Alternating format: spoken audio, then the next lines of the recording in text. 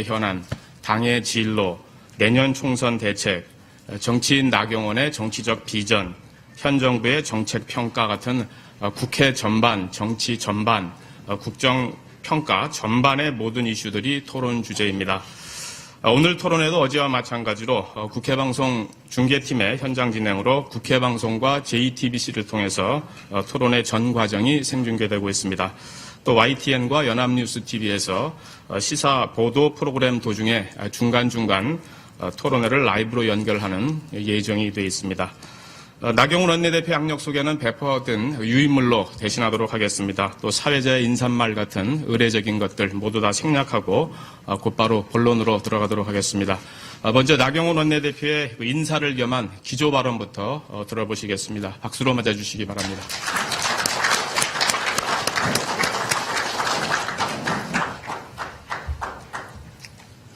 안녕하십니까. 자유한국당 원내대표 나경원입니다.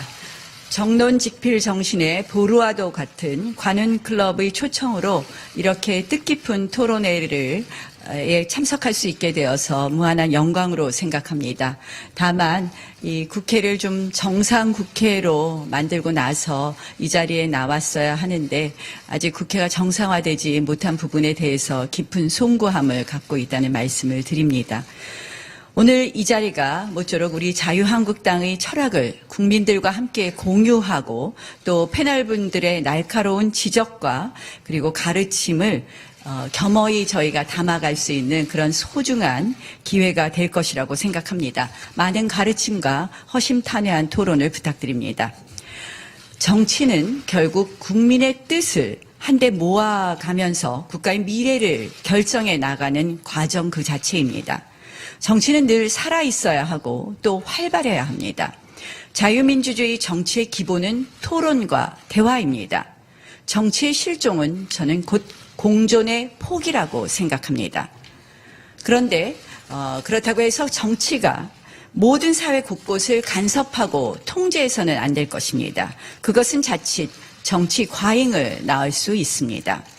그렇다면 지금 대한민국 정치는 어떻습니까? 정치가 있어야 할 곳에는 정치가 없고 정작 정치가 물러서야 할 곳에서는 정치 논리가 만연하다. 이렇게 말씀드릴 수 있습니다. 정치 실종, 그것은 바로 자유민주주의의 가치 퇴보입니다. 문재인 정권 출범 이후 우리 정치에서 타협은 찾아보기 어렵고 오직 힘의 논리, 적대와 분열의 정치가 반복되고 있습니다. 정치 질서의 룰인 선거법마저 제1야당의 의견을 배제한 채 강행 처리하겠다는 것, 그만큼 반정치적 행위는 없습니다. 전임 정권을 부정하기 위한 보복 정치를 자행하고 사법부, 선관위, 언론 등을 장악해 사실상 생각이 다른 세력을 억누르는 것, 그것은 공존을 거부하는 신종 권위주의라고 생각합니다. 반면 정치적 논리가 작용해서는 안 되는 곳에서 우리는 과도한 정치 개입을 목격하고 있습니다. 경제, 안보, 기술, 민생, 외교 모든 분야가 정치 논리, 정치 세력에 의해 포로로 잡혀 있습니다. 대표적으로 경제가 그렇습니다. 소득주도 성장 정책이라는 초강력 정부 간섭 정책으로 시장이 교란되고 일자리는 실종되고 말았습니다. 재정 포퓰리즘으로 정부는 날로 비대해지고 국민의 호주머니는 가벼워지고 말았습니다. 정치가 시장의 보호막이자 심판이라는 그러한 역할을 넘어서 시장 그 자체를 대체할 수 있다는 실패한 이념에 사로잡힌 결과물이라고 생각합니다. 안보와 외교 역시 정치에 끌려다니고 있습니다. 북한 정권에 대한 일방적 환상과 헛된 기대에 사로잡혀 여전히 북한 체제의 본질을 직시하지 못하고 있습니다. 당장 핵을 머리에 이고 살아야 하는 국민의 대통령이 북핵과 대북 제재에 대한 안이한 태도로 오히려 북핵 위기를 장기화시키고 있습니다. 우리 체제 존립의 핵심 축인 한미동맹 역시 남북관계라는 정치 아젠다에 밀려 후퇴하고 있습니다. 게다가 관제민족주의가 한일 관계를 더욱 어렵게 하고 있습니다. 대표적인 민생 파탄 정책인 탈원전 정책과 또 편향적 특정 이념이 보호 해체를 주장하게 만들고 있습니다. 과학과 기술을 부정한 결과의 산물입니다. 정치로부터 가장 자유로워야 하는 그러한 사회 영역이 정치 논리에 휘둘린 결과입니다. 오늘 우리 사회가 직면한 전 분야에 걸친 위기를 극복하기 위해서 우리는 정치의 본질을 다시 돌아보아야 한다고 생각합니다. 정치가 있어야 할 곳에서 우리의 정치를 회복하고 정치로부터 해방되어야 할 사회 영역에는 자유의 가치를 불어넣어야 한다고 생각합니다. 개인의 정치적 경제적 자유를 보호하고 그 자유를 침해하지 못하도록 하는 것이 정부입니다.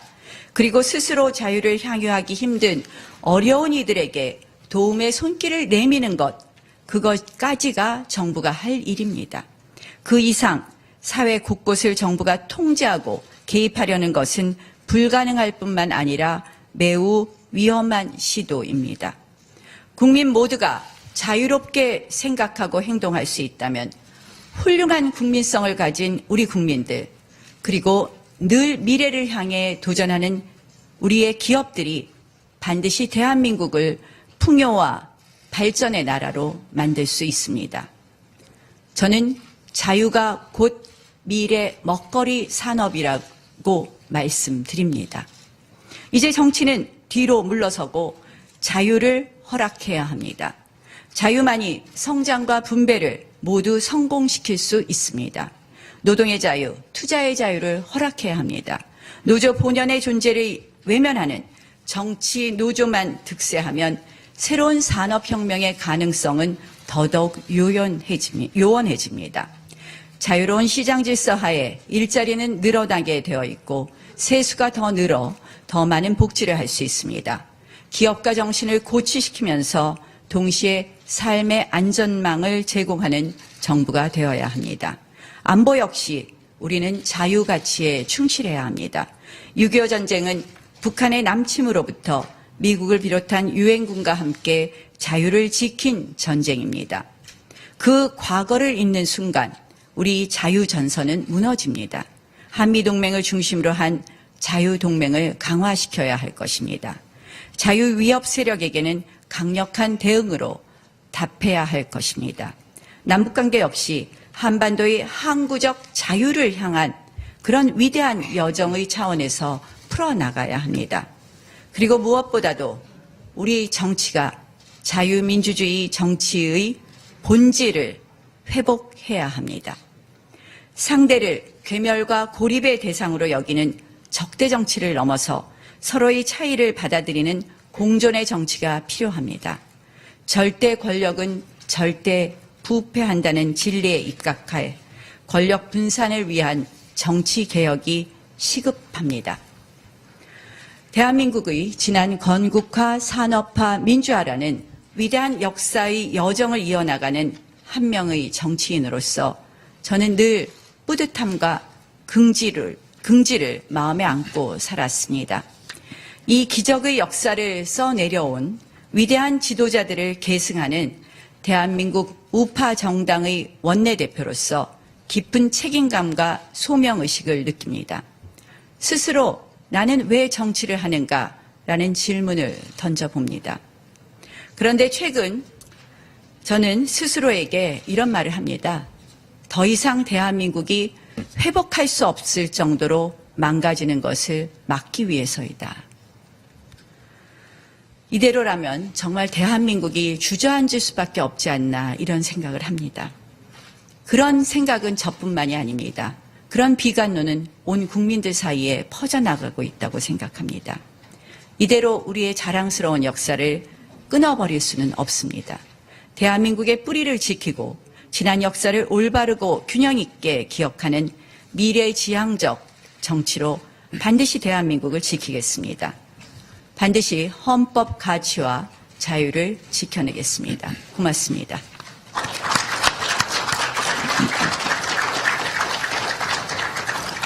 예, 수고하셨습니다. 이어서 토론에 들어가도록 하겠습니다. 먼저 패널 여러분들 소개해드립니다. 제 오른쪽 끝에서부터, 그러니까 화면 왼쪽부터 소개해드리겠습니다. 구혜영 경향신문 국회팀장입니다. 이어서 남도영 국민일보 디지털 뉴스 센터장입니다. 그리고 제 왼쪽, 화면 오른쪽 방향이 되겠습니다. 이승원 동아일보 정치부장입니다. 그리고 마지막으로 임세음 KBS 정치부 기자입니다. 예, 오늘 토론회는 어제와 같은 방식으로 진행이 됩니다. 관행적으로 질문 하나, 답변, 그다음에 또 다른 패널의 질문 하나 이런 식으로 이어지는 그런 관행적 방식이 아니라 패널 한 사람이 답변에 대해서 재질의, 추가 질의 이런 걸 이어가면서 소주제 하나를 완결짓는 그런 방식으로 진행을 하도록 하겠습니다. 패널 여러분들께서는 짧은 질문으로 질문의 초점을 좀 더 명확히 해주시고 또 답변도 그런 질문 취지에 맞게 짧고 명료하게 해주시면 고맙겠습니다. 더 밀도 있는 토론회를 위한 것으로 이해해 주시면 감사하겠습니다.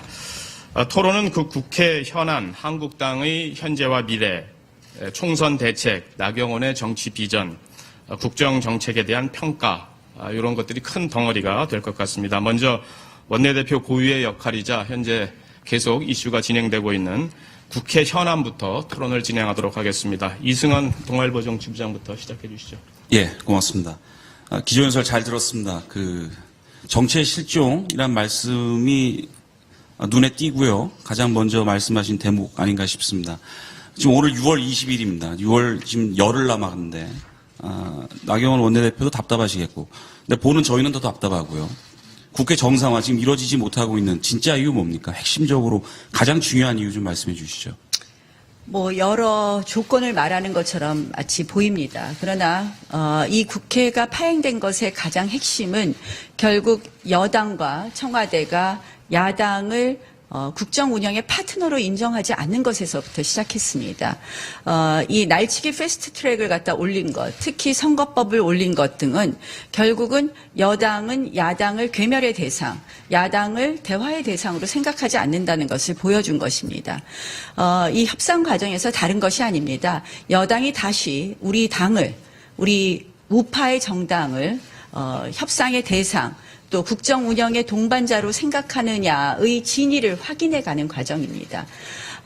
결국 이 가장 핵심은 청와대와 여당의 생각이 바뀌지 않는 한 합의에 의해 처리한다. 이런 문구 하나 받으려고 그러는 거 아닙니다. 그 문구라는 것은 아시다시피 12월 15일 우리 선거법과 공수처법 등에 관한 이렇게 합의문에도 합의 처리한다라고 써 있었습니다. 그러나 일방적으로 날치기 패스트 트랙을 올렸습니다.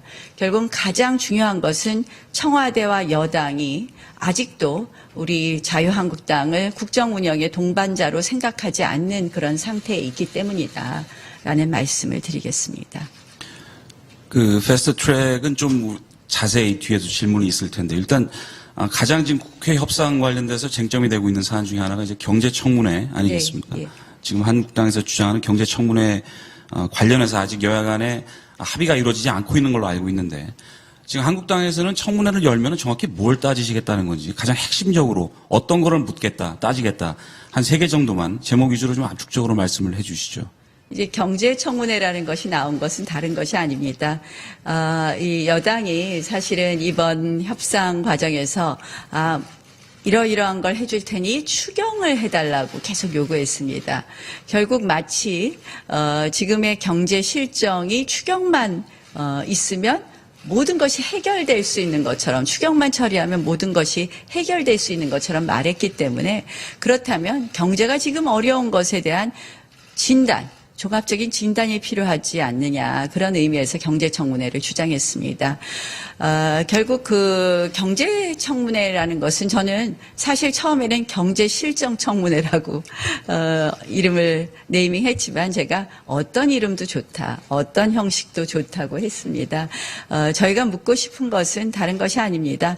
첫 번째로는 이 경제가 이렇게 어렵게 된 것은 저는 뭐 세 가지 원인이 있다고 생각을 하는데요. 첫 번째는 소득주도 성장 정책으로 대표되는 이념적인 경제 정책이고요.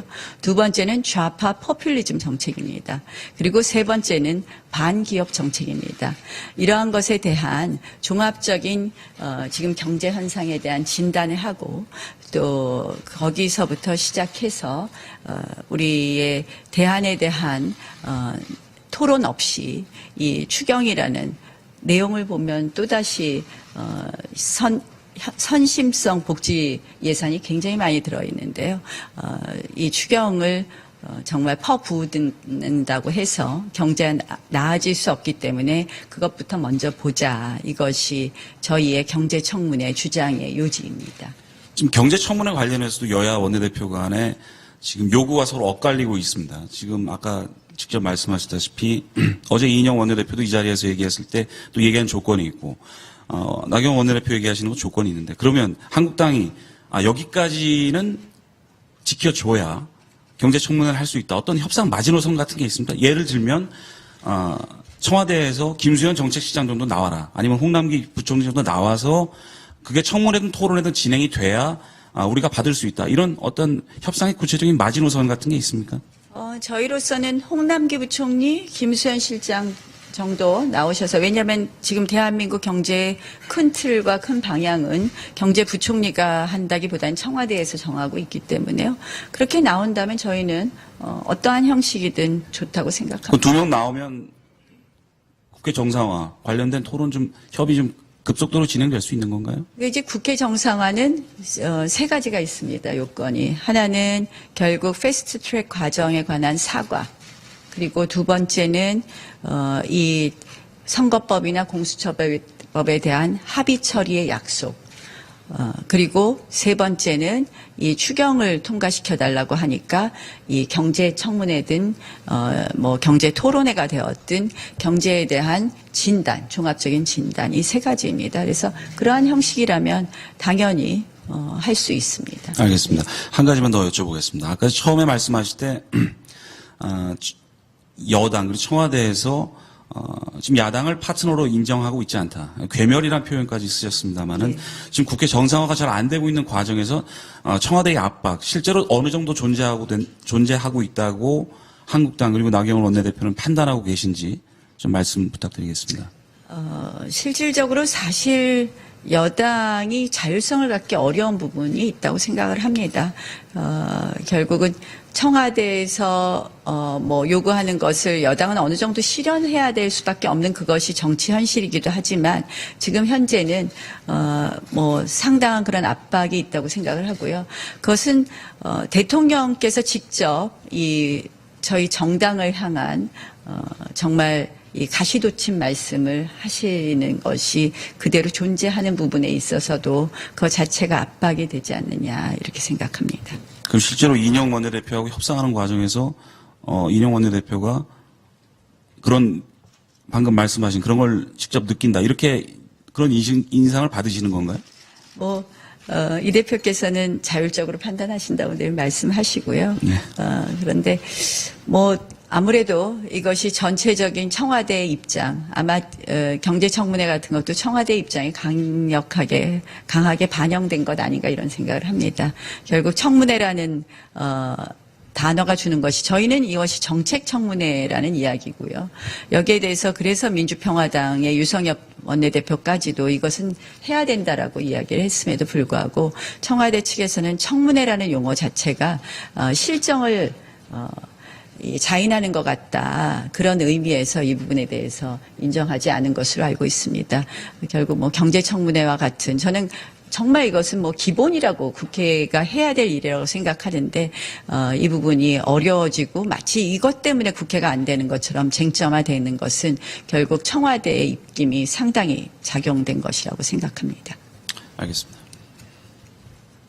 예, 지금까지 이제 국회 정상화 협상과 관련된 문답이 오갔고요. 그러면 국회 정상화 협상의 또 다른 한 축이죠. 그 패스트트랙 협상과 관련된 얘기들, 그 선거법이라든가 공수처법이라든가 이런 법안 얘기라든가 이런 것들로 질문을 이어가는 게 좀 자연스러울 것 같습니다. 구혜영 국회반장께서 이어서 질문해 주시죠. 예, 패스트트랙에 대한 구체적인 그 질문을 드리기 전에요. 먼저 좀 여쭙고 싶은 게 있는데, 작년 12월에 여야 5당 선거제 개편 부분을 합의를 했습니다. 6개항으로. 연동형 비례대표제 도입을 위한 구체적인 방안을 적극 검토하겠다. 그리고 나서 몇 개월 후에 비례대표제 폐지를 골자로 하는 당론을 제출하셨는데요. 이 입장 번복으로 보여지는데 좀 이유가 있는지 듣고 싶습니다. 글쎄요. 그거는 저는 분명히 그 당시 검토라는 단어를 썼습니다. 연동형 비례대표제를 하겠다는 것이 아니라 방안에 대해서 검토하겠다는 것이었기 때문에 입장 번복이라고 보기는 좀 어렵다는 말씀을 드리고요. 저희가 비례대표제 폐지를 통한 의원 정수 축소를 주장했습니다. 저희 안으로 제출을 했습니다. 아시다시피 지금 국회의원 정수가 300명입니다. 그런데 실질적으로 국민들은 국회의원 정수에 대해서 그렇게 많을 필요가 있느냐 하는 부분이 있습니다.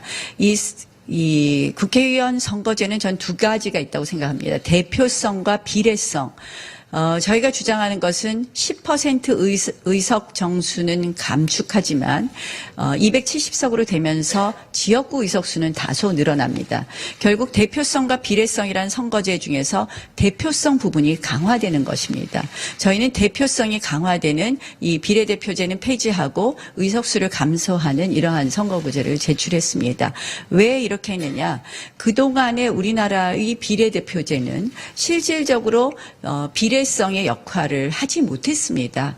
결국은 대표성을 강화함으로써 지역 대표성을 강화하고 그리고 그 공천 과정에서 비례성 부분을 보완할 수 있다고 생각해서 저희가 내놓은 안은 국민들께서 원하는 국회의원 정수의 감축이라는 그 국민의 뜻도 반영하고 그리고 비례성과 대표성 중에서 오히려 대표성을 강화하면서 비례성은 사실상 제대로 보완하는 방법을 채택했다는 말씀을 드리겠습니다. 지금 말씀 좀 들어보면 그러면 그 작년 연말에 합의하셨을 때 합의한 대로 좀 진행이 안 되고 있다. 이렇게도 좀 이해가 되는데요. 작년 연말에 합의한 거는요. 이미 합의 처리한다는 것을 날치기로 하는 바람에 이미 다 깨졌습니다. 사실상은. 날치기 거기 보면 사막에 분명히 합의 처리한다. 그때는 뭐 합의 처리한다 이렇게 완전히 강행 규정처럼 합의했음에도 불구하고 날치기 했습니다. 네. 그럼 2월 국회라든가 그다음에 정개특위 제출하기까지 시간이 좀 있었을 텐데 당시에 이제 그 서명하셨을 때는 그 정신에 동의하신 거 아닌가 좀 이렇게 생각을 하는 의원들도 좀 많거든요. 여당 쪽에서 좀 그런 의견을 냈는데 결과적으로 선거법 개정에 좀 생각이 없었던 거 아니냐 이런 지적을 하는데 그 부분에 대해서는 어떻게 생각하십니까? 선거법 개정에 생각이 없었던 건 아닙니다. 지금 말씀드린 것처럼 선거법에 대한 저희의 토론이 있었고요. 다만 연동형 비례대표제는 그 당시 제가 이제 원내대표 되자마자 손학규 당대표께서 단식을 하셨었죠. 그래서 우리 그 당시 우리 김관영 원내대표께서 밥 좀 드시게 해달라고 사정을 하더라고요. 근데 연동형 비례대표제는 저는 제대로 검토한 적이 없습니다. 그래서 제가 검토하겠다 정도는 써주겠다고 했고요. 제가 분명히 검토하겠다라고 합의문에 썼음에도 불구하고 뭐 정의당이나 이런 쪽에서는 제가 마치 연동형 비례대표제를 찬성한 것처럼 소위 이 합의문을 과장 왜곡 해석했다는 말씀을 다시 한번 드립니다. 과장 왜곡했다라고. 네. 그렇게 이해하면 되겠습니까? 알겠습니다. 그러면 의원 정수 축소와 비례대표제 폐지 이것은 바뀔 수 없는 당론이라고 이해해도 되는 겁니까? 저희가 일단 그렇게 정했습니다. 그러나 정치라는 것이 또 현실이지 않습니까?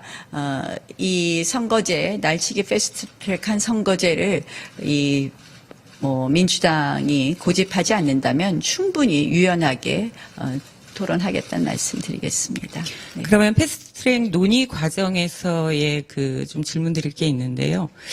여야 협상 과정에서 이 추가 내용이 제한이 되거나 혹은 더 강경한 입장을 제안했다라고 이제 여당에서 얘기하는데 그 부분에 대해서는 좀 어떻게 생각하시는지 일각에선 그래서 이게 황교안 대표의 어떤 장외투쟁이 국회 정상화 협상에 영향을 미치는 거 아닌가 그러면서 황교안 가이드라인 얘기까지 나오는데 실제 좀 그런가요?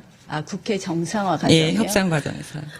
정상화 협상 과정에서 글쎄요, 황 대표님과 뭐 우리 국회 상황이나 또는 당내 상황에 대해서 많이 공유하고 같이 의논하지만요, 뭐 각자의 역할을 존중합니다. 우리 당은 황 대표님 중심으로 움직이는 것이고요. 원내 상황은 또 저의 그런 리더십을 또 존중해 주기 때문에요.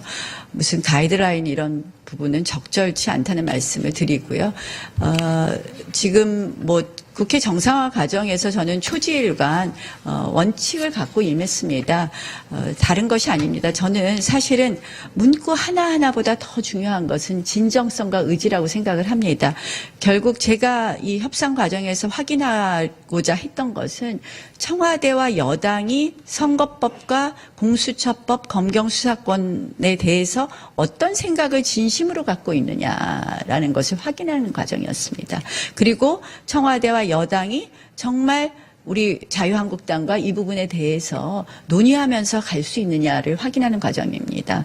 저희는 사실 검경수사권 조정안은 이미 저희 당 안을 제출하기도 했습니다.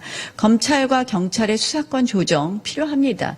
왜냐하면 이 부분에 대해서 가장 핵심은 우리가 뭘로 가야 되느냐. 이 지나친 한쪽으로의 권력에 집중은 안 된다. 결국 이러한 것을 견제하고 또 그다음 두 번째 가장 중요한 것은 대통령 청와대로부터 독립된 검찰과 경찰입니다. 그런 방향에 대한 저희 당 안이 있는데 이것을 배제한 채 무조건 지금 민주당 안은 사실은 저는 청와대의 검찰과 청와대의 경찰을 만드는 것이기 때문에 저희가 강력하게 반발하는 것이고요. 여기에 대해서 정말 오픈된 마음으로 할 의지가 있다 하면 저희는 당연히 국회에 들어가서 이 부분에 대해서 논의할 것입니다. 예, 한 가지만 더 여쭤보겠습니다. 한국당 요구대로 그 여당이 패스트 트랙 부분에 대해서 사과를 한다고 해도 최장 330일 이후면 본회의에 자동 상정돼서 굴러가게 되어 있습니다. 그러면 선거법 같은 경우는 그 국회의원들의 어떤 정치 생명이 걸린 그런 부분인데 좀 하루라도 빨리 협상을 하는 편이 좀 낫지 않을까요? 아니, 저는 사과하고 합의 처리 약속을 하면 당연히 협상을 할 것입니다. 선거법 협상할 것입니다. 그것을 우리가 합의 처리한다는 것은 협상을 전제로 하는 거 아니겠습니까? 근데 이제 제가 보면요. 여당도 일단은 300석을 넘지 않는다. 그리고 그 안에서 연동형 비례대표제를 받는다. 이런 선거법을 내놓고 지금 사실상 지역구 의석수 감축으로 인한 의원들의 당내 의원들의 반발이 있으니까 이제 와서 말을 바꿉니다. 330석으로 늘리는 것을 검토할 수 있다. 국회의원 예산을 줄여서 330석으로 만들면 이거 괜찮다는데요. 국민들이 원하는 것이 그 뭐 예산은 통으로 같으니까 의석수 늘려도 된다일까요? 저는 국회의원 정수 늘리는 것에 대해서는 도저히 동의할 수 없다는 말씀을 다시 한번 이 자리에서 분명히 드립니다. 국회의원 정수를 늘리지 않는 범위 내에서 선거법 협상 유연하게 하겠습니다. 네, 알겠습니다. 예, 알겠습니다. 잘 들었습니다. 그 국회 관련 현안들은 몇 개가 좀 남아 있긴 합니다만은 그런 부분들 좀 뒤로 좀 돌리고요. 다음에는 어떤 당내 현안, 또 당의 진로 이런 것들에 관한 질문으로 이어가도록 하겠습니다. 임세흠 KBS 기자가 질문해 주시죠. 원내 대표님, 그 박근혜 전 대통령 이슈는 당에서 항상 뜨거운 감자일 것 같은데요. 그 탄핵 때 나 대표님은 찬성을 하셨고 비상시국에서도 그 역할을 하셨고, 근데 최근 인터뷰에서는 탄핵을 선택한 게 아쉽다라고 표현을 하셨더라고요. 입장이 좀 변화가 있는 건가요? 입장의 변화는 없습니다. 저는 그 당시 위기 상황에서 우리 촛불 국민으로 대표되는, 전 초기 촛불과 후기 촛불을 좀 나누는데요. 초기 촛불의 국민들이 원하는 대한민국이 지금의 대한민국이었을까 하는 생각을 합니다. 초기 촛불의 국민들이 원하는 대한민국은 저는 지금의 대한민국이 아니라고 생각을 합니다. 그런 면에서 아쉽다는 말씀을 드립니다. 또 그 인터뷰에서 박근혜 전 대통령 관련해서 이 정부가 풀어야 할 정치적 부분이 있다 이렇게 표현을 하셨더라고요. 사면 내지 석방에 대해서 생각이 있으신 건지 여쭙고 싶습니다. 특별히 제가 어떤 거라고 말씀을 안 드리겠습니다만, 전직 대통령이 너무 오랫동안 지금, 감옥에 계십니다. 또, 형도 우리가 다른 형하고 비교해 봤을 때, 지나치게 과다하다는 것이 법조인의 시각에서 또 그렇게 보입니다. 따라서 이 부분에 대해서는, 제가 구체적으로 제안하는 것보다 청와대가 적절히 이 포용의 정치, 이런 정치를 위해서 풀어가야 되는 것 아닌가 이렇게 생각합니다. 친박 의원으로 대표되는 홍문종 의원이 탈당해서 대한애국당 선언하지 네. 않았습니까? 네. 일각에서는 한국당이 균열될 가능성이 있다라고 보는 분들도 있고 또 다른 분들은 어차피 물갈이를 해야 되는데 반길만한 일이다 이렇게 보는 시각도 같이 있는 것 같습니다. 어떻게 보시는지요? 저는 사실 이제 가장 중요한, 우파의 가장 중요한 해야 될 일 중에 하나는 통합이라고 생각을 합니다. 통합. 그 통합의 가치를 잊지 않으셨을 거라고 생각을 합니다. 홍문종 의원도. 저는 이 우파가, 통합할 수 있는 그런 길로, 가는데, 이렇게 홍문종 의원도 그 역할을 할 수 있지 않나 이런 생각을 해봅니다. 탈당 과정이 통합의 길로 가는 길이라고 보신다는 것인가요? 여러 가지 해석이 가능하다고 생각을 하고요. 궁극적으로는 저희는 우파의 통합이라는 큰 가치를 이루어내야 한다고 생각을 합니다.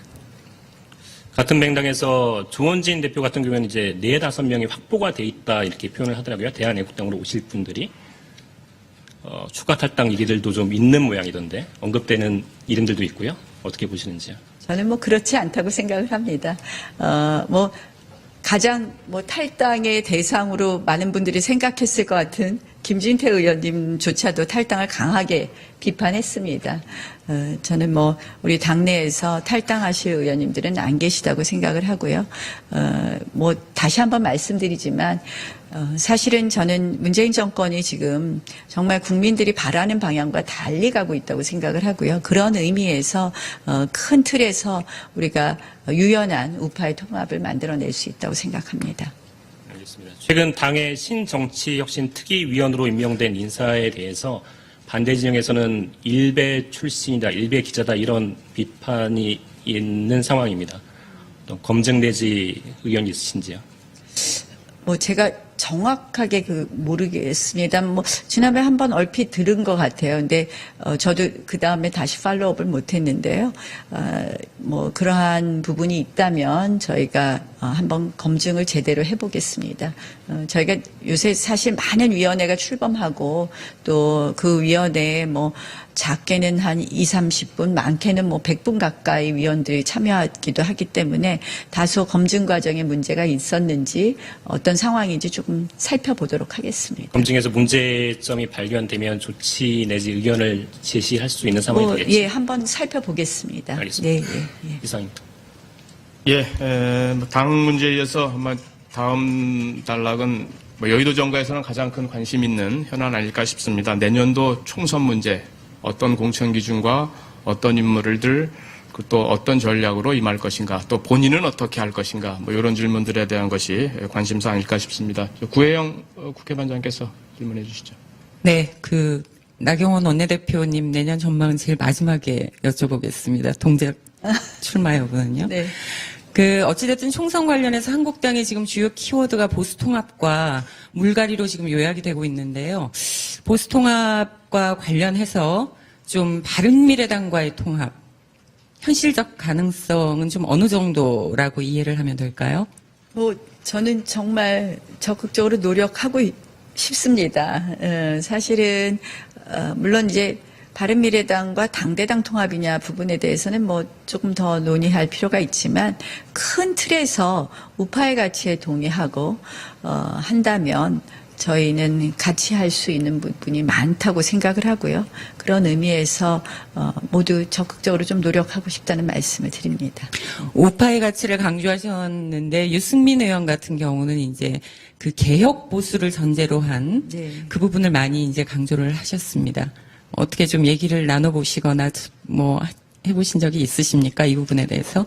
뭐 최근에 말씀을 나눠본 적은 없고요.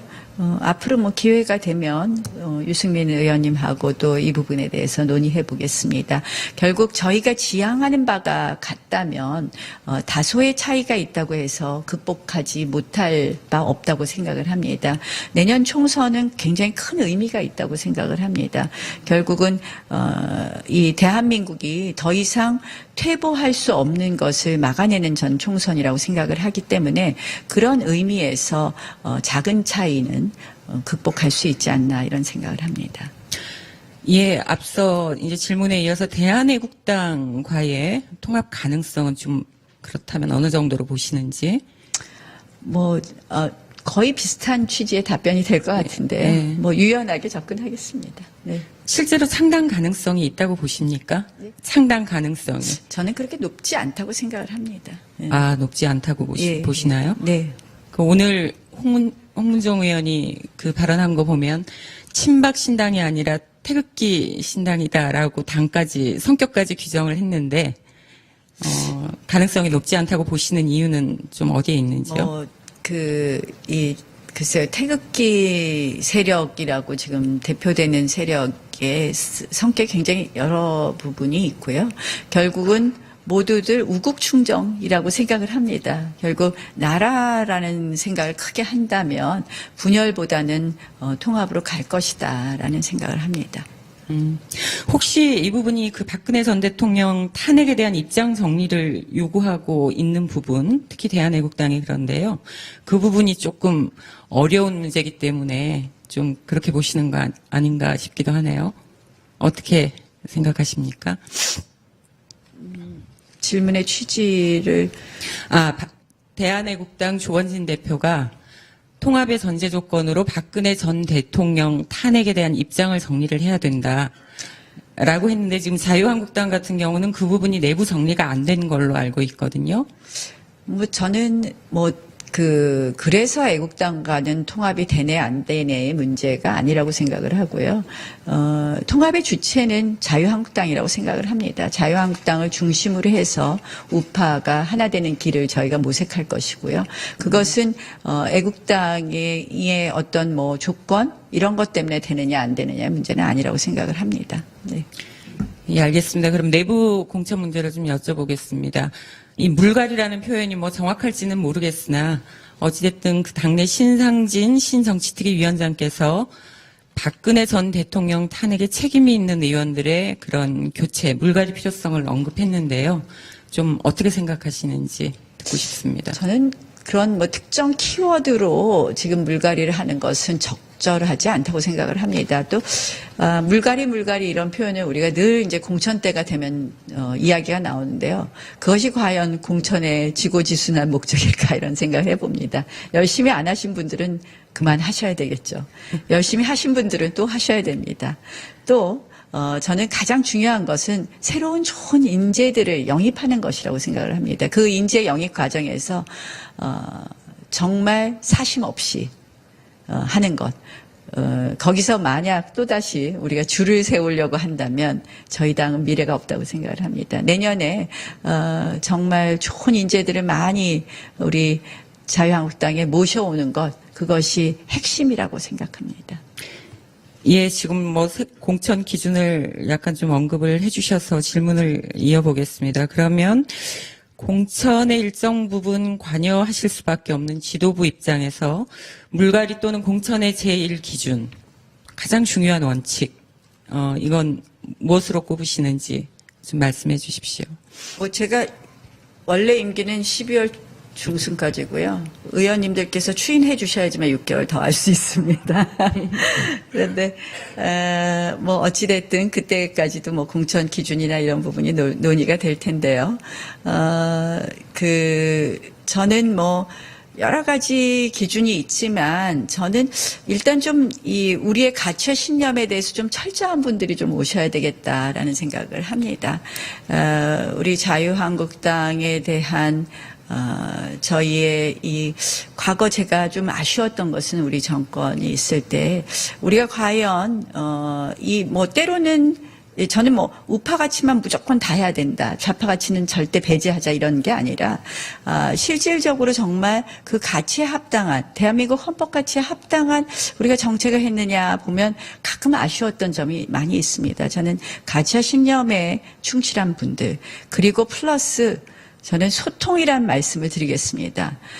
왜 소통이란 말씀을 드리냐면 우리 당 의원님들이 조금 진정성은 있으신데 이게 조금 그런 부분에 있어서 이렇게 좀 소통이나 뭐 이런 홍보 이런 부분에서 좀 약한 부분이 있으신 것 같아요. 그래서 결국은 국민의 마음하고 가깝게 좀 다가갈 수 있는 그런 소통 능력 그것이 아마 다르게 표현하면 그 지역에서의 당선 가능성하고도 또 통할 수 있지 않나 이런 생각을 해봅니다.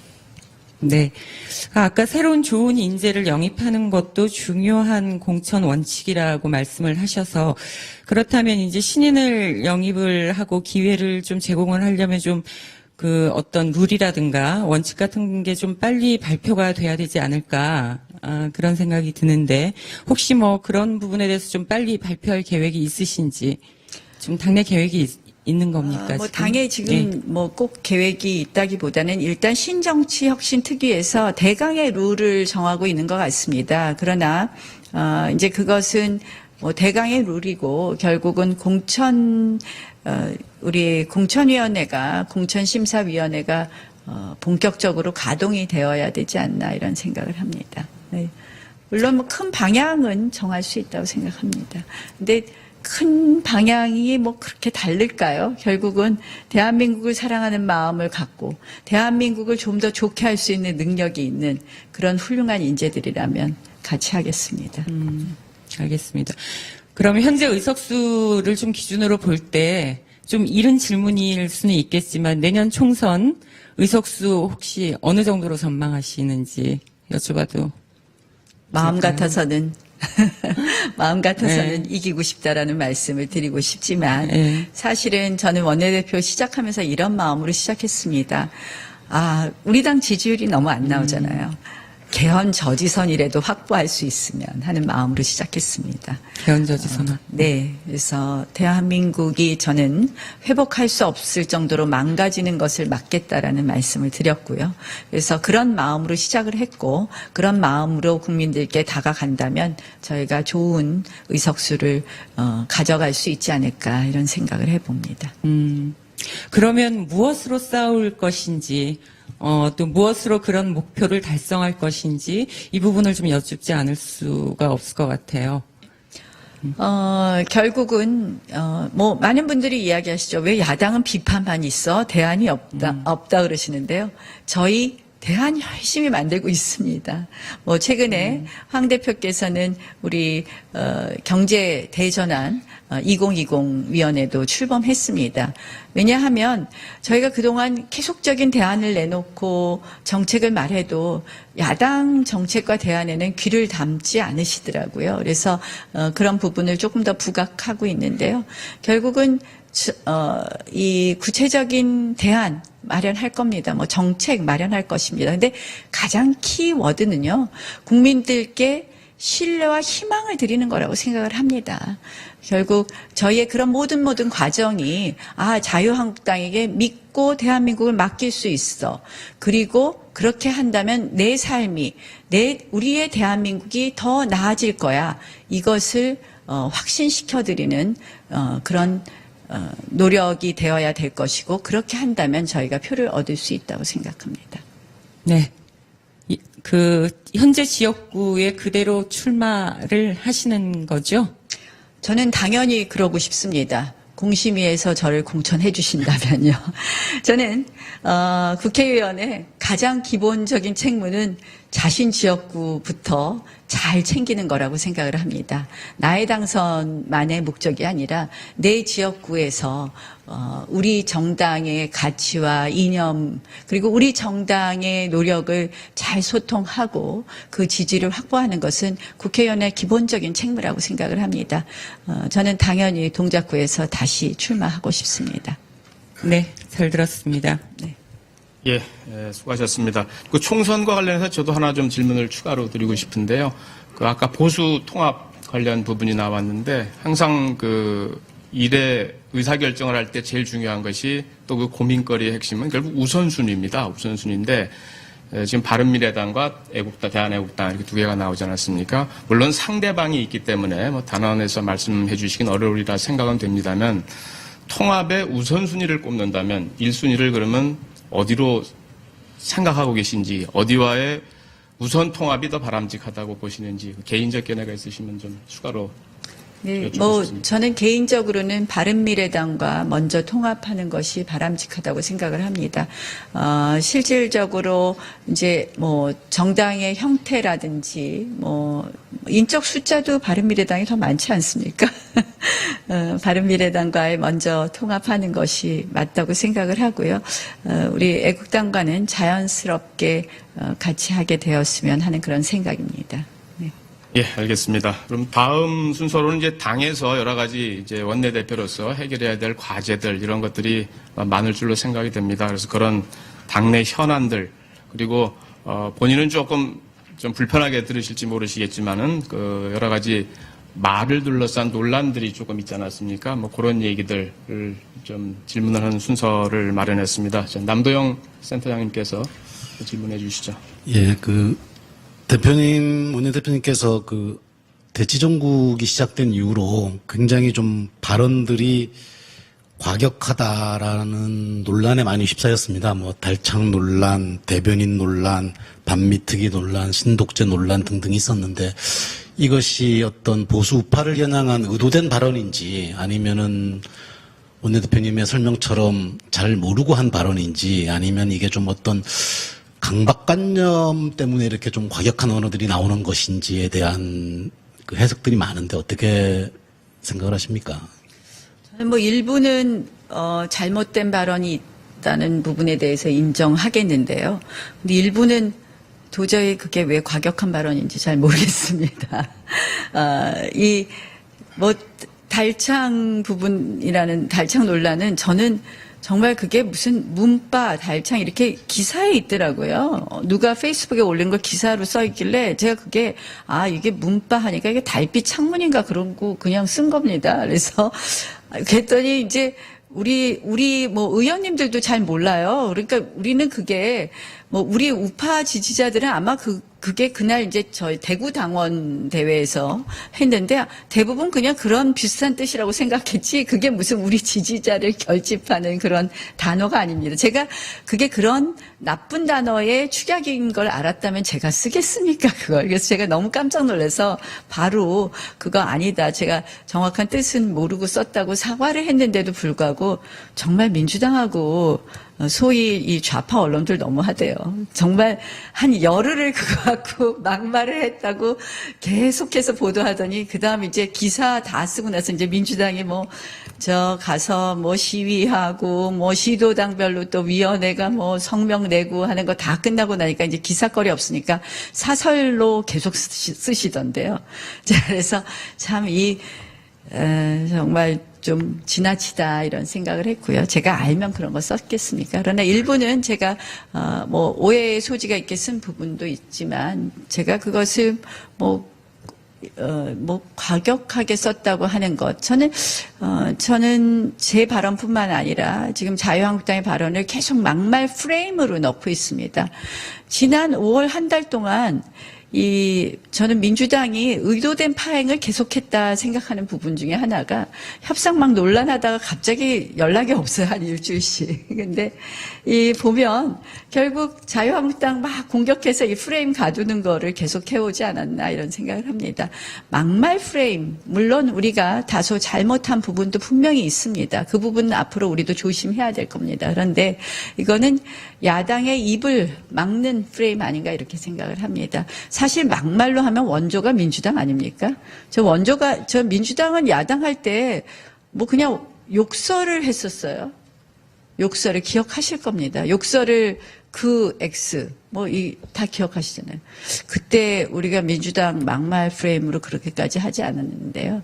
저는 이 막말 프레임, 저희가 좀 갇혔다고 생각하고요. 저희 스스로 조심은 하겠지만 이것이 야당의 건전한 비판을 막는 그러한 도구로 사용되는 것에 대해서는 동의하지 못한다는 말씀을 드리겠습니다. 네. 그 뭐 과거 현재 여당이 이제 야당일 때도 그 막말 프레임이 있었고, 그리고 일부 의원들은 이제 그 프레임에 갇혀서 출마도 공천을 받지 못하는 경우들이 상당히 많았는데, 어쨌든 간에 그 당내 의원들의 발언이 좀 과하게 막말 프레임으로 갇힌다라고 뭐 설명을 하셨는데, 아니, 일부 잘못한 부분은 있다고 일부 분명히 잘못한 부분이 인정했습니다. 예, 예. 근데 이제 당내 의견들을 들어보면은 한국당 내 의원들도 갈리는 것 같아요. 그러니까 야당 의원의 무기는 말인데 왜 말을 자제시키느냐, 말을 막느냐라는 의견들도 있고, 이게 과한 언어가 국민의 정서와 괴리돼 있다라는 의견도 있는데, 우리 원내대표님은 좀 어느 쪽이신지 여쭙고 싶습니다. 저는 두 가지 다 맞는 말씀이라고 생각합니다. 그러니까 우리가 굉장히 조심해야 됩니다. 저희도 잘못한 거 분명히 있습니다. 그러나 또 우리의 말을 무조건 막말이라고 하는 부분에는 동의하지 못하겠다는 것이거든요. 그러니까 결국은 저희가 어떻게 하면 국민의 마음과 같이 소통할 수 있느냐, 그 부분에 대해서는 저희 모두 각자 조심해야 됩니다. 그러니까 사실은 국민들께서 다 느끼는 것을 우리가 이야기해서 오히려 국민들께서 우리 마음하고 괴리될 수 있는 경우도 있고요. 국민들께서 느끼시는 것을 우리가 잘 표현해 갖고 그 마음을 겉으로 드러나게 하는 부분도 있다고 생각을 합니다. 그래서 그런 부분은 양쪽 다 맞는 말이고요. 그래서 저희가 굉장히 전략적으로 잘 해야 된다라는 생각은 합니다. 저는 이제 사실은 그 김정은 수석 대변인 같은 거를 막말이라고 했을 때 제가 깜짝 놀랐습니다. 제가 뭐 그것을 사실은 뭐 이제 외신 보도를 인용하기도 했지만 그거조차 막말이라고 하면 외신 보도에 대해서 참 동의하기 어려웠거든요. 그래서 뭐 그런 부분은 오히려 국민들께서 고개를 끄덕인 부분이 상당히 있었지 않나 이렇게 생각을 합니다.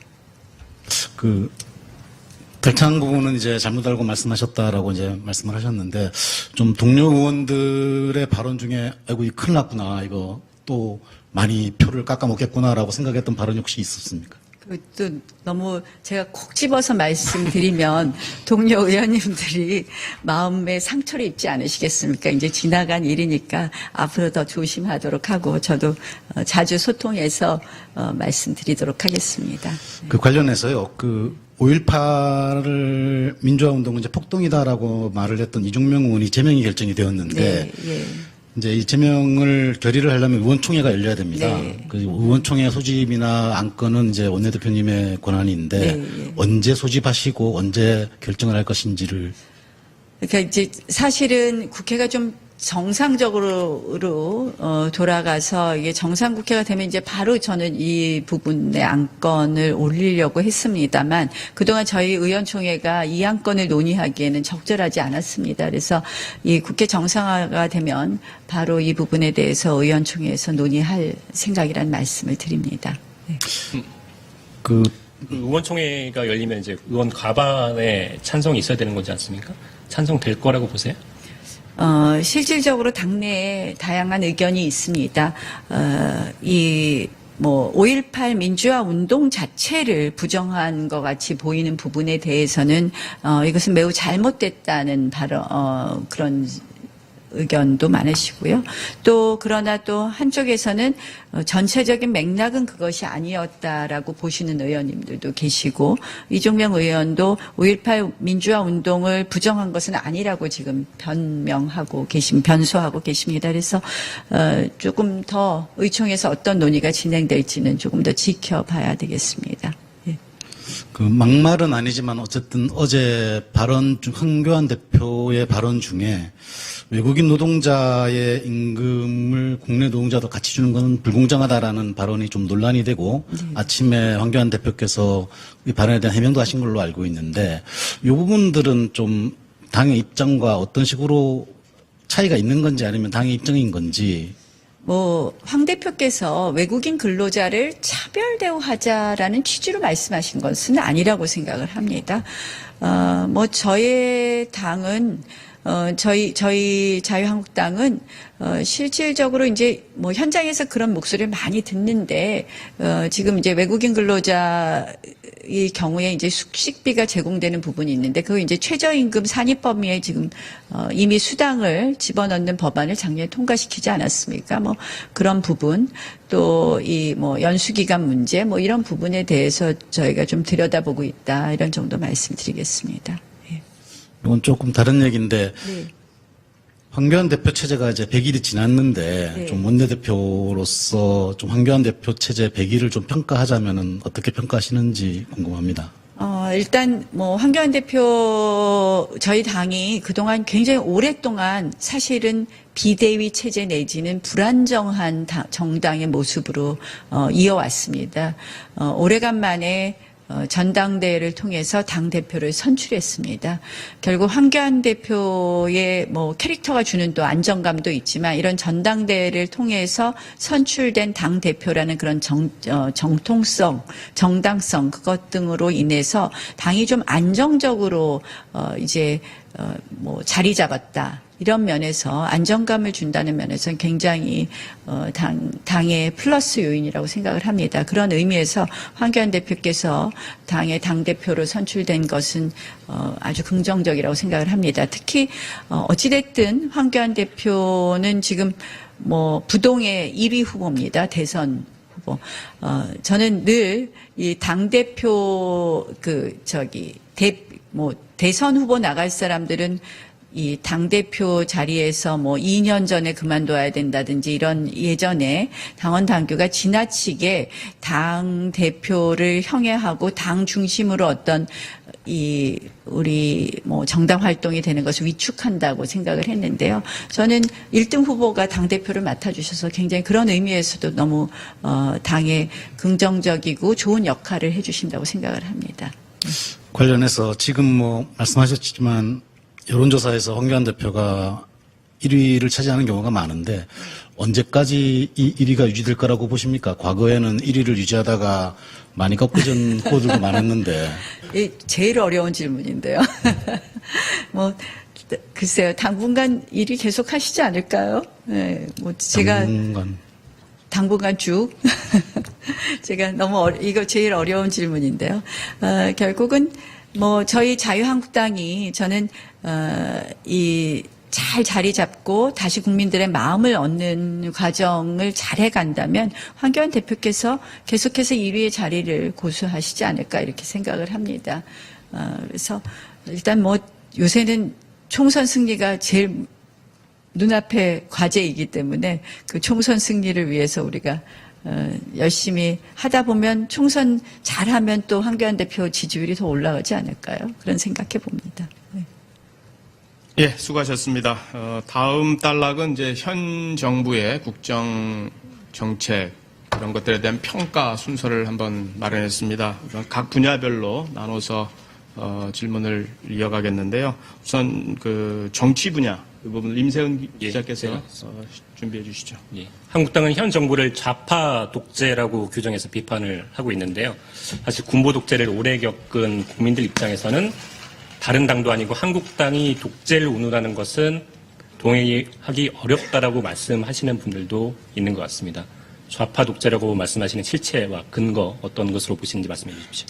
저는 한국당이 왜 독재 후회입니까? 저는 지난번에 대통령께서 독재 후회라고 말씀하실 때 정말 이거는 야당을 야당으로 인정하지 않는구나 이렇게 생각을 했습니다. 군부 독재 시절에 활동하던 분들 지금 한국당에 남아있는 분들 한 분도 안 계시거든요. 저희가 한국당을 선택하고 여기 와 있는 것 정치인으로서 활동하는 것은 저는 대한민국 기적의 후예로 이 자리에 왔습니다. 뭐냐, 한국당은 어쨌든 산업화와 민주화를 저는 이룬 정통성이 있는 정당이라고 생각을 합니다. 한국당은 결국 산업화 세력과 민주화 세력이 모두 혼재되어 있습니다. 그래서 저희가 독재를 이야기하면 어불성설이다. 저는 동의하기 어렵다는 말씀을 드립니다. 좌파 독재. 저는 이 좌파이고 독재가 맞다고 생각을 합니다.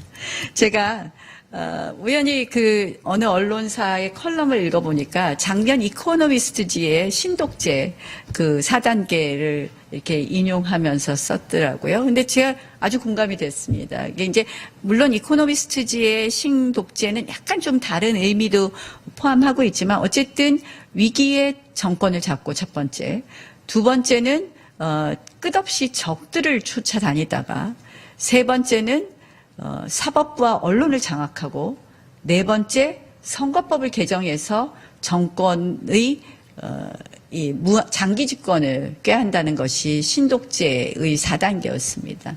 저는 이 정권이 그 시나리오대로 가고 있지 않나 이런 생각을 합니다. 일단 뭐 정말 이 뭐 탄핵, 촛불 이런 어떤 대한민국의 위기 상황에서 정권을 잡았습니다. 어떻게 보면 그렇기 때문에 무한한 정당성을 가지고 있다는 그런 오만감으로 전 출발했다고 생각을 합니다. 그리고 나서는 그 다음에 2년 동안 늘 한 것이 적폐청산입니다. 끝없이 적을 찾아다녔습니다. 세 번째, 지금 일어나고 있는 상황이 저는 언론 장악, 사법부 장악이라고 생각합니다. 많은 언론인 여러분들께서는 아니라고 말씀하실지 모르지만 많은 국민들께서 지금 언론 보도에 대해서 보고 싶지 않다는 말씀들 하십니다. 이건 우파 국민들만 말씀하시는 게 아닙니다. 제가 뭐 예를 들면 이런 겁니다. 오늘 아침에 우연히 만난 분이 이런 얘기를 하시는 거예요. 동네 이렇게 나오다가. 아니 우리는 지금 궁금한 것이 지금 북한에서 내려온 목선이 도대체 어떻게 왔는지 이게 궁금한데 갑자기 뭐 뉴스에 그거는 나오나 마나 해요. 뉴스에서 사라졌어요. 국민들은 그게 궁금합니다.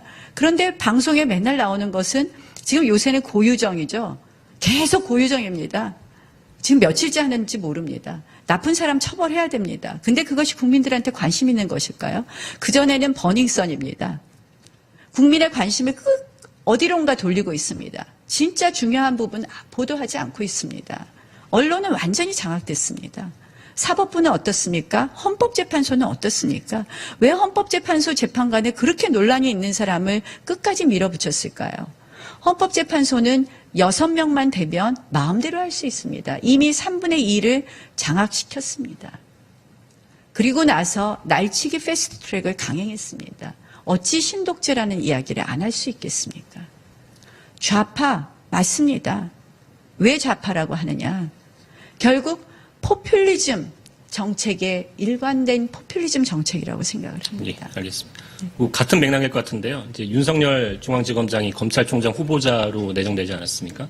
거기에 대한 평가도 그럼 비슷한 맥락에서 이뤄질 수 있겠군요. 제가 이제 엊그저께 평가를 내렸습니다. 윤석열 검사장님, 뭐 정의감이 아주 뛰어난 그런 검사라고 생각할 수도 있지만 그동안 대표된 것은 결국은 정치보복의 최전선에서 적폐청산의 최전선을 담당해 주신 분으로 우리는 기억합니다. 결국 이 정부가 그 윤석열 중앙지검장을 검찰총장으로 내정했다는 것 자체는 결국 이 정부의 적폐청산의 정책 기조를 계속해서 이어가겠다는 그런 의지 표명이라고 보입니다. 그런 의미에서 저희는 이 부분에 대해서 강하게 비판할 수밖에 없다라는 말씀을 드립니다. 청문을 통해서 많이 따지고 검증하겠다고 하셨는데 어제 말씀 들어보면 청문회 참여는 유보적이라고 아직 그러니까 이제 표현하시더라고요. 국회 정상화와 관련된 말씀을 드린 것이고요. 이제 그 안에 국회 정상화가 되지 않겠습니까? 되면 참여해서 따져보겠다는 말씀이신 네, 거죠? 그렇습니다. 예. 당에서 내놓은 이슈 중에 한 가지가 또 손혜원 의원 국정조사인 것 같은데요. 네. 사실 손혜원 의원 이슈 때문에 올해 초에 국회가 상당 기간 공전되지 않았었습니까? 근데 민주당 쪽 얘기를 들어보면 국회 정상화 협상에서 이 한 가지 이슈가 해결이 되면 한국당이 또 다른 걸 내놓고 한다라고 한국당을 비판을 하고 있는 모습이긴 합니다. 손혜원 의원 국정조사에 대해서 어느 정도 의지를 가지고 계신 건지 여쭤보고 싶습니다. 손혜원 국정조사를 또 국회 정상화의 조건으로 붙일까봐 그렇게 말씀하시나 보죠. 저는 민주당이 무슨 합의 과정을 생중계하듯이 하는 거 보고 정말 실망했습니다. 문구 하나를 뭐 합의 원칙이라고 본인들이 이제 제시하는 거죠. 저한테 제시하기도 전에 저 언론에 먼저 이야기합니다. 저한테 만나자고 전화하기도 전에 언론에다가 교섭단체 대표들 만날 거라고 합니다. 저는 뭐 조건을 계속 붙인다는 말에 동의하기 어렵고요. 지금 민주당이 저는 이 드루킹 특검에 대한 트라우마가 있는 것 같습니다. 홍영표 원내대표가 제가 원내대표 되자마자 이러더라고요. 특검이나 뭐 이런 건 절대 해줄 수 없다고 하더라고요. 작년 12월부터 얼마나 많은 국민들의 의혹이 터져 나왔습니까? 김태우 사건, 손혜원 사건, 신재민 사건, 이루 다 말할 수가 없습니다. 하나도 들어주지 않습니다. 청문회조차도 하지 않습니다. 그렇게 꽁꽁 틀어막고 있었는데 결국은 검찰에서 매우 불완전하지만 어쨌든 불구속 기소를 했습니다. 저희가 고발한 내용 중에서 상당 부분은 아직도 수사 중입니다. 저는 이 부분에 대해서 검찰 수사도 더 확실하게 되어야 한다고 생각하지만 민주당이 언제까지 도망가는 것이 그들이 도망갈 수 있는지 한번 판단해 줄 것을 요청합니다. 뭐 국회 정상화 뭐 이런 거 하고 조건으로 걸지 않겠습니다. 그러나 민주당이 탈당시켜놓고 또 언론은 늘 손혜원 의원은 무소속 손혜원 의원이라고 꼭 친절하게 보도하더군요. 저 전 민주당 의원인 손혜원 의원, 김정숙 여사의 절친인 손혜원 의원 사건에 대해서 민주당이 정말 언제까지 자유로울 수 있는지 저는 국정조사하고 그렇게 떳떳하게 하는 것이 맞다고 생각합니다. 알겠습니다. 예, 잘 들었습니다. 듣다 보니까 이제 추가 궁금증이 하나 생겨서 그런데요. 이제 손혜원 의원 국정조사는 일단 국회 정상화 이슈하고는 전혀 별개의 말씀을 해주셨고, 근데 다만 인사청문회 문제, 네. 이 부분은 국회 정상화와는 별개로 인사청문회는 열겠다 이렇게 말씀은 지금 안 하신 거잖아요. 그러면 일정 부분 연계가 됐다는 그런 뜻인 건지, 아니면은 연계는 아니지만 또 다른 생각을 갖고 계시다는 뜻인지 그걸 좀 명확해 주셨으면 더 도움이 될 것 같습니다. 너무 어렵게 보시지 말고요. 청문 요청서가 아직 안 왔습니다. 청문 요청서 국회에 도착하면 잘 보겠습니다. 네. 예, 알겠습니다. 이어서 외교 안보 분야 쪽으로 정책평가 토론회를 계속하도록 하겠습니다. 남도영 센터장께서 이어가 주시죠. 예, 미중 무역 전쟁, 패권 전쟁들이 이제 계속되고 있고 두 나라 모두 우리나라에 줄을 서라. 균형 외교, 실리 외교 다 의미는 있는 얘기인데 어쨌든 한쪽에 줄을 서라라고 요구를 하는 상황인데 나 원내대표께서는 국회 외교통일위원장도 지내셨는데 조금 발제문을 읽어보면은 그래도 미국 쪽에 서야 되는 거 아니겠냐라고 이제 말씀을 하실 것 같은데 어느 쪽에 우리는 줄을 서야 우리 국익에 도움이 되는 겁니까? 정말 안타깝습니다. 이 정부의 외교를 보고 있으면요. 외교가 정말 실종됐죠. 이 북한만 이렇게 바라보고 북한하고 어떻게 뭐 할까 하다 보니까 지금 결국은 중재자니 뭐니 이야기했지만 이제는 완전히 고립된 역할이고 고립된 상황이고 이제는 완전히 왕따된 상황이라고 생각을 합니다. 한미 관계도 한중 관계도 한일 관계도 어느 것 하나 지금 제대로 되는 게 없습니다. 얼마 전에 스웨덴 가서 대통령 그러셨습니다. 남북 정상회담 곧 할 수 있다. 물리적으로 불가능하지 않다 했는데 결국 시진핑 방중이 바로 발표되지 않았습니까? 결국 아무것도 모른다는 겁니다. 우리 지금 외교가 완전히 전무입니다. 전무. 저는 지금 미국과 중국 당연히 패권 정쟁하게 돼 있다는 건 예측되어 있습니다. 당연히 경제 관계로 이 기술 전쟁, 경제 전쟁 할 수 있다. 이거 당연히 예측됐습니다. 근데 우리 어떻게 했습니까? 저는 이 정부가 참 어떻게 보면 어리석었다고 생각하는 것이 전 정권이 사드 문제를 해놓고 갔어요. 사드 그때 그냥 배치했으면 됩니다. 근데 지금까지도 사드 어떻게 되고 있습니까? 공사도 못하고 있어요. 환경 영향 평가한다고 이러지도 저러지도 못하고 있어요. 중국 가서는 3노 약속이나 하고 왔습니다. 그걸 기정사실화했으면 훨씬 편하게 출발할 수 있었습니다. 이 정부가. 뭐냐. 저는 기조는 한미 동맹을 을 기본으로 해서 하는 그 기본 축을 확실히 하고 있으면 중국도 어느 정도는 기대를 접고 시작하는 부분이 있습니다. 지금 오히려 가운데 있는 것처럼 보이니까 양쪽에서 더 괴롭히는 겁니다.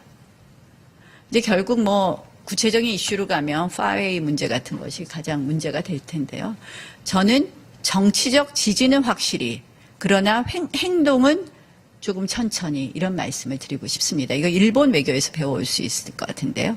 인도 태평양 전략에 대해서 많이 참여하라고 이제 뭐 미국이 계속 하는데 일본이 한다고 합니다. 크게 얘기합니다. 그러나 페트롤 같은 거 안 하고 있거든요. 이게 뭐냐? 그러니까 정치적 지지는 확실히, 그러나 경제적인 행보는 조금 더 실익에 따라서, 국익에 따라서 하는 것이 맞다고 생각합니다. 사드 배치 관련해가지고 굉장히 중국의 경제 압박으로 우리 기업들이나 정부 고생을 많이 했는데 그럼에도 불구하고 사드를 배치했었어야 된다. 그래야지 오히려 낫다라고 말씀을 하시는 거예요. 이미 받을 불이익은 다 받았거든요. 이미 손해볼 것은 다 받고 아무것도 얻은 것이 없게 된 것이죠. 좀 전에 그 일본 외교에서 배워야 된다라는 말씀을 하셨는데 유달리 그 나원내 대표의 정치 이력을 보면은 좀 친일 논란이 되게 많습니다. 그 초선 때 자위대 방문, 행사 방문 실패 사건 뭐 이렇게 볼 수도 있겠고요. 그 다음에 최근에는 반민특위가 국론 분열의 특위였다. 그 다음에 한일 위안부 협상은 잘 긍정의 측면이 있다. 외교적으로 긍정의 측면이 있다. 그러면서 기조발전문에는 이제 관제 민족주의라는 말씀도 사용하셨는데 좀 이렇게 일본 문제에 대해서 유달리 이런 논란이 많은 것에 대한 좀 본인의 의견을 좀 말씀해 주십시오. 저는 이것은 뿌리 깊은 이 좌파 정당이 우파 정치인에 대해서 친일파 낙인 찍기라고 생각합니다. 물론 제가 이제 초선 당선되자마자 2004년 6월 말쯤에 있는 그 자위대 창설 행사에 실수를 잘못 갔다가 그 문 앞에까지만 갔다 온 사건 때문에 그 이후로 계속 친일 논쟁에 휩쓸리는 거 잘 알고 있습니다. 근데 지금 이 정부가 역사 논쟁 시작하는 것도 역시 친일 프레임을, 우리 정당을 친일 프레임으로 가두려는 것이고, 그거는 뭐냐? 결국 대한민국 정통성과도 관련이 있다고 생각을 합니다. 뭐 지금 너무 많은 이슈를 말씀을 하셔서 제가 일단 하나씩 일단 이슈별로 한번 말씀을 드려보겠습니다. 반민특위 부분은 저는 그 반민특위를 폄훼할 생각은 아니었는데 그 부분에 대해서 조금 오해의 소지가 있는 부분에 대해서는 유감의 뜻을 표시합니다. 저는 사실 이 친일 프레임을 씌우는 것에 대해서 대한민국 정치인 누가 일본을 더 이롭게 할 그런 정치인이 있겠습니까? 이거는 결국 계속 이 우파를 이 친일 프레임으로 가두는 것인데요. 지금 문재인 대통령이 다시 시작한 것입니다. 이것을. 지금 김원봉 서훈을 왜 꺼냈겠습니까? 역시 친일 논쟁이 또 불거지는 것입니다. 이해하시겠습니까? 아시겠죠? 왜 이것으로 가느냐. 결국 이 정부 들어서서 제일 처음 한 것이 중국 가셔서 정율성 작곡가를 훈장을 줘야, 한중 사이에 가장 우호적인 어떤 우호 인물의 상징으로 이야기했습니다. 그리고 지난번 3.1절에는 빨갱이 이야기를 또 하셨습니다. 그리고 이번에는 이제 김원봉 서훈 이야기를 하셨습니다. 이거는 끝없는, 우리 대한민국 역사 정통성 흔들리기와 관련이 있다고 생각을 합니다. 그런 의미에서 저는, 과거와 계속 싸우는 이 정부가 과연 미래를 가져갈 수 있느냐 하는 부분을 하나 말씀을 드리고요. 그 다음에 이제 저에 대해서 이렇게 계속 프레임을 씌우는 것은 결국은 우파 정당에 대한 낙인 찍기와 함께 우파 정치인에 대한 낙인 찍기라고 생각을 하고요. 위안부 협상 제가 그때 말씀드린 것도 외교적으로 잘 됐다고 했습니다. 근데 지금 보니까요, 어제 이 정부가 똑같은 거 하고 있어요. 위안부 협상의 문제점 2가지 말했습니다. 이 정부가 우리를 공격할 때 뭐라고 했느냐. 피해자 의사 확인하지 않았다. 2번째, 왜 재단이라는 거 만드냐 했어요. 강제징용 재단 만들자고 어제 하시대요. 피해자 의사 확인 안 했다고 오늘 언론에 나오대요. 똑같습니다. 결국은 우리가 현실적으로 타협할 수 있는 부분밖에 없었고, 그래도 위안부 협상이 외교적으로 그 당시에 우리가 평가해 준 것은 처음으로 공식적인 사과, 처음으로 일본 정부가 돈을 냈기 때문입니다. 그런데 그런 부분에 대해서도 계속 프레임을 씌우는 겁니다. 프레임 씌우는 것의 끝판왕은요, 제가 좀 표현을 그렇게 썼는데, 이번에 제가 우리 국회에서 날치기 패스트 트랙 할 때 양말을 신었어요. 운동하시느냐고.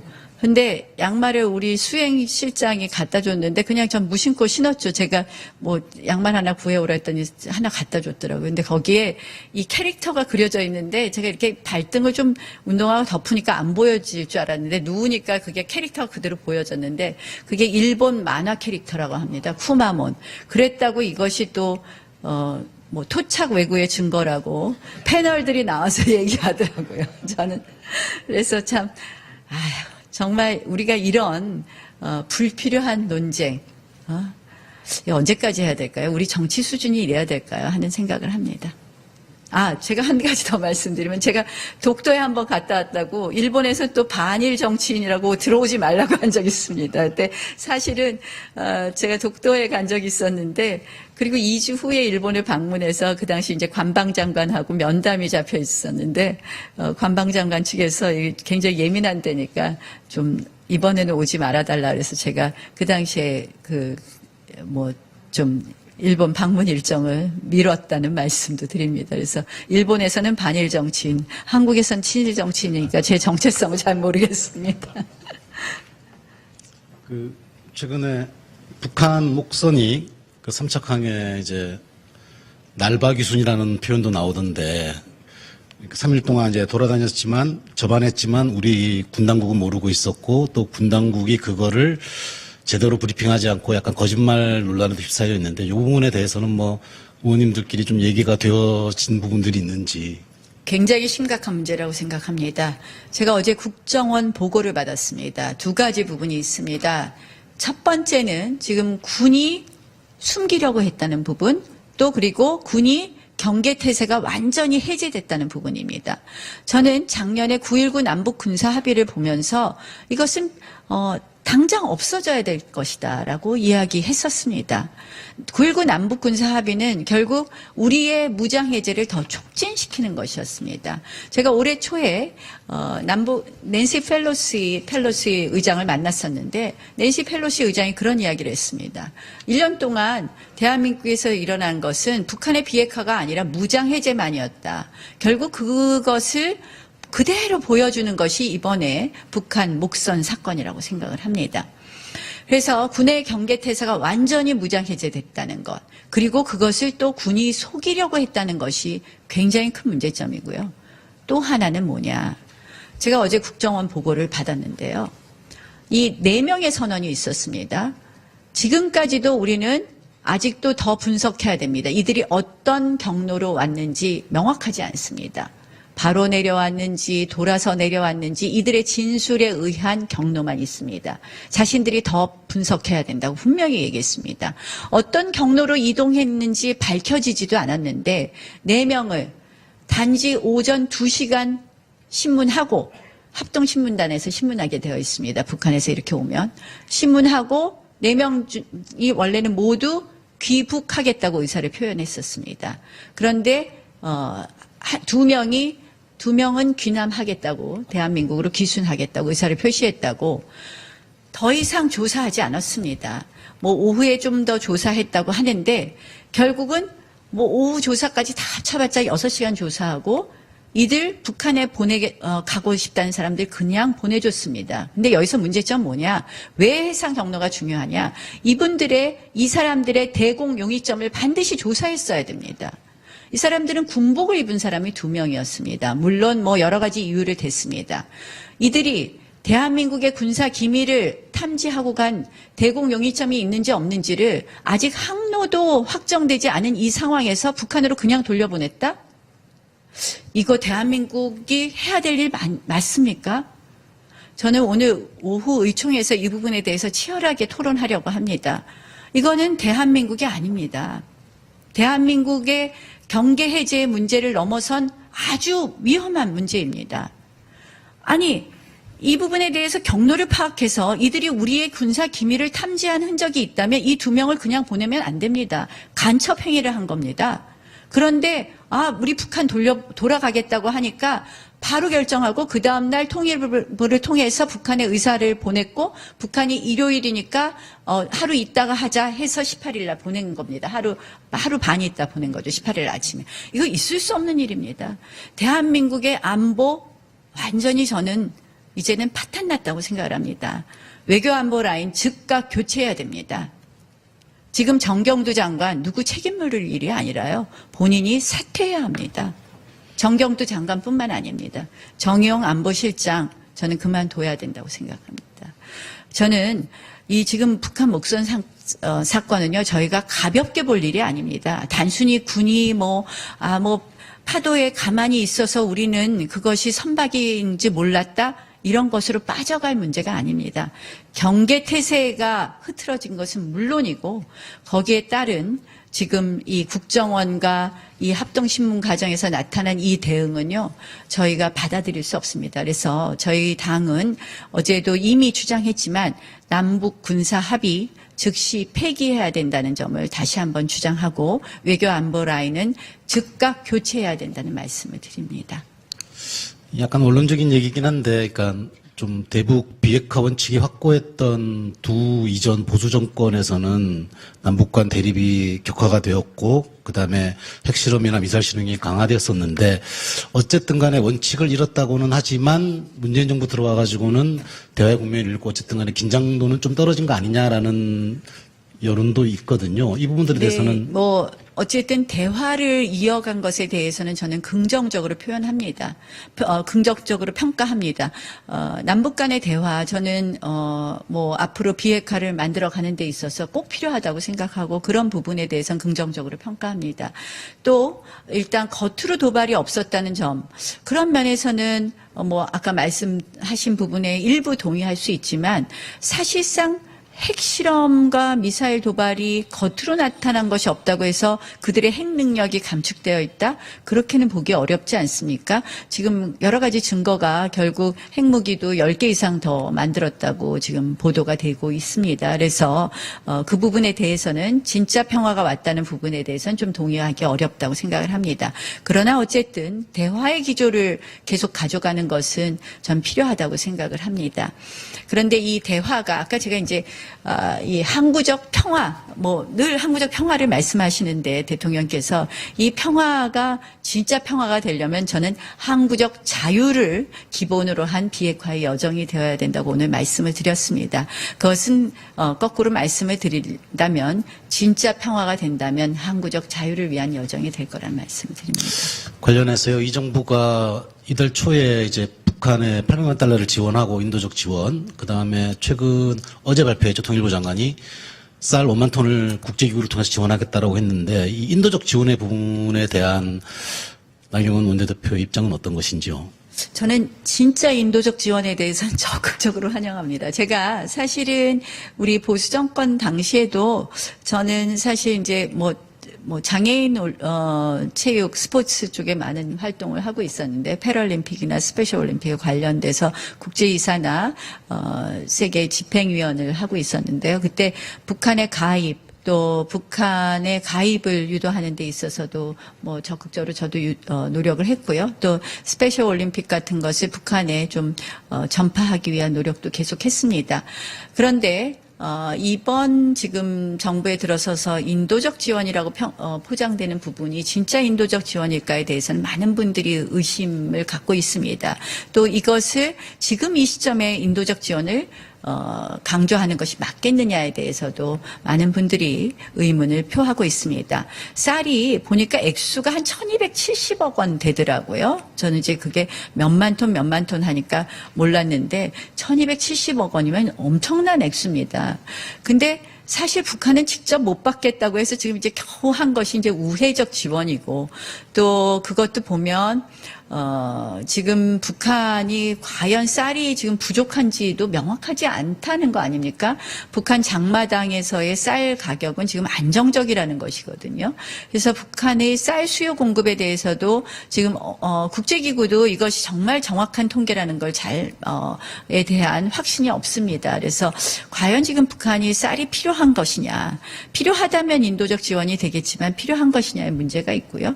또 두 번째로서는 결국 모니터링 문제도 있다고 생각을 합니다. 이것이 정말 북한 주민들에게 도달될 수 있느냐. 그래서 그런 의미에서 이번 쌀 인도적 지원에 대해서는 다소 부정적이라고 말씀드립니다.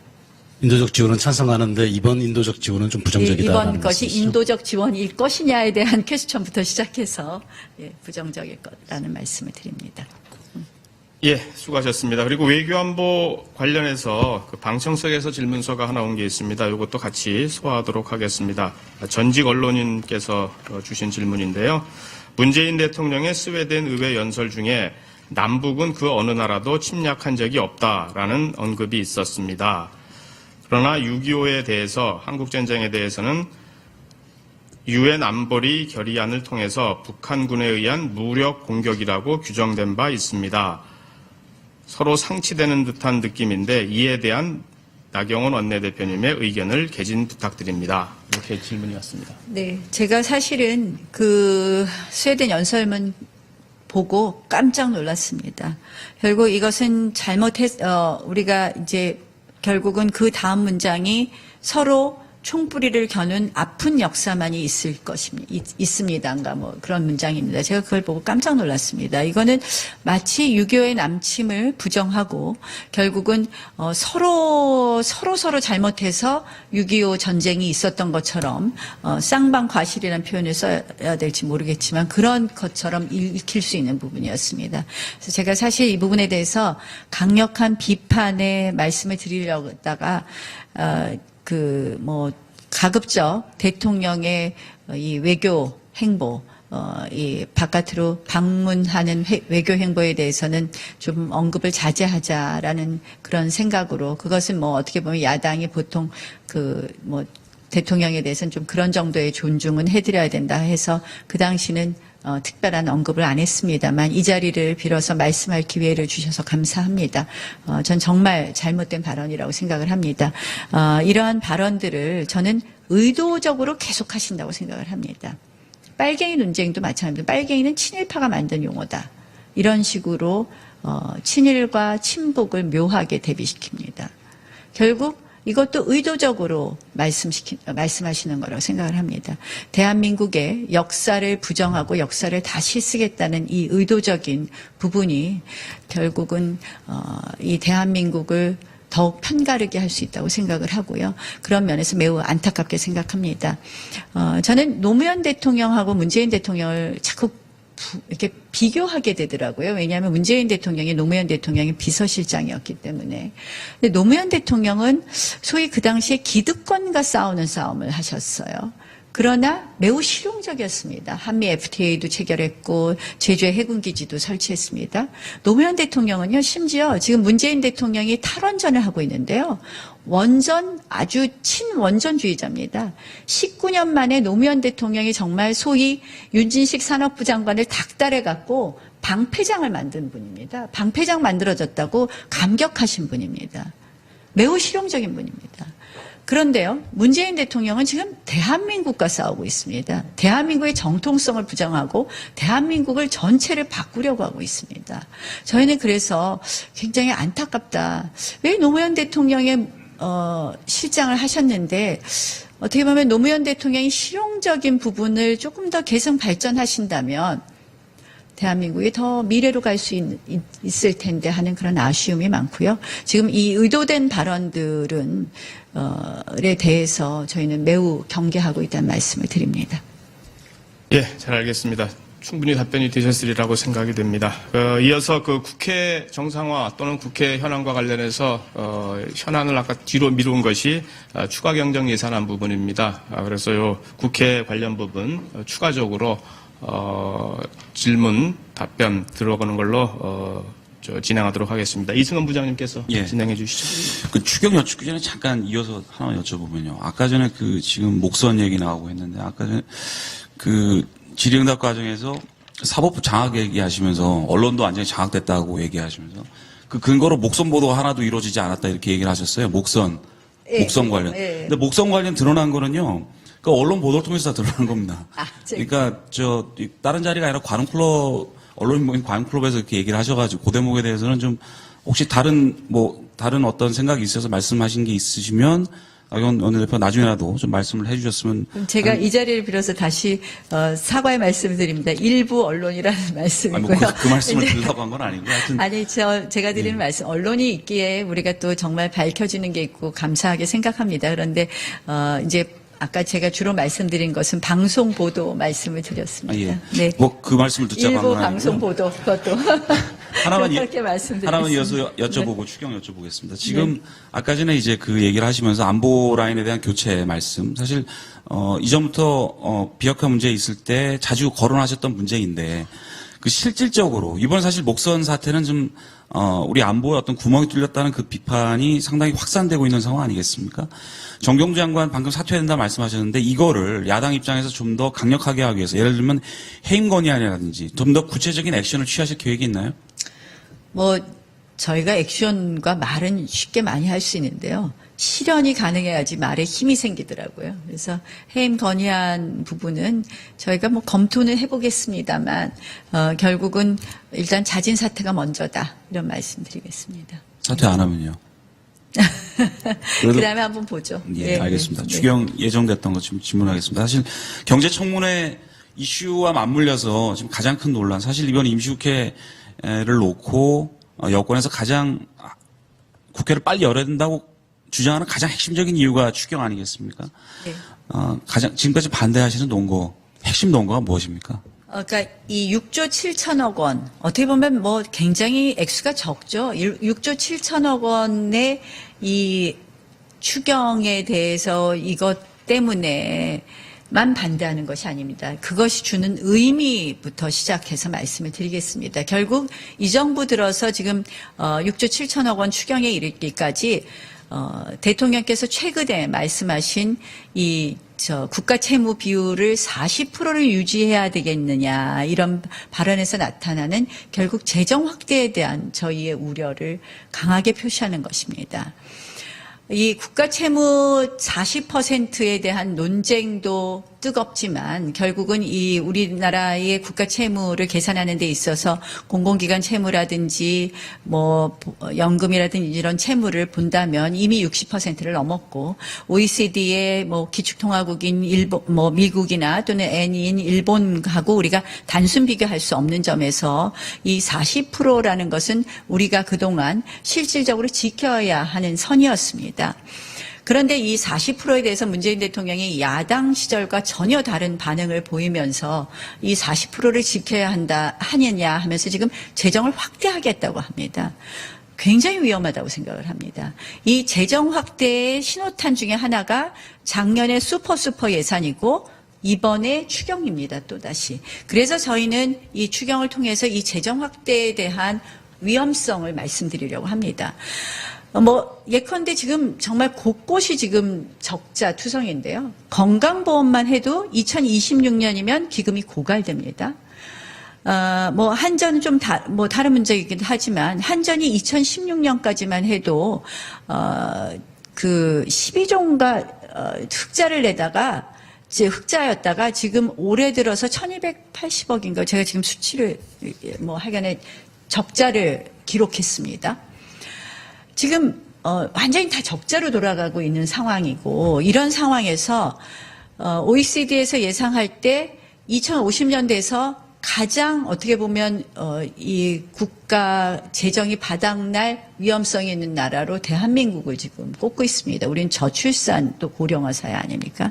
그런데 지금 확대 재정을 하고 있습니다. 그래서 저희는 그런 의미에서도 이 추경을 반대하는 부분이 있고요.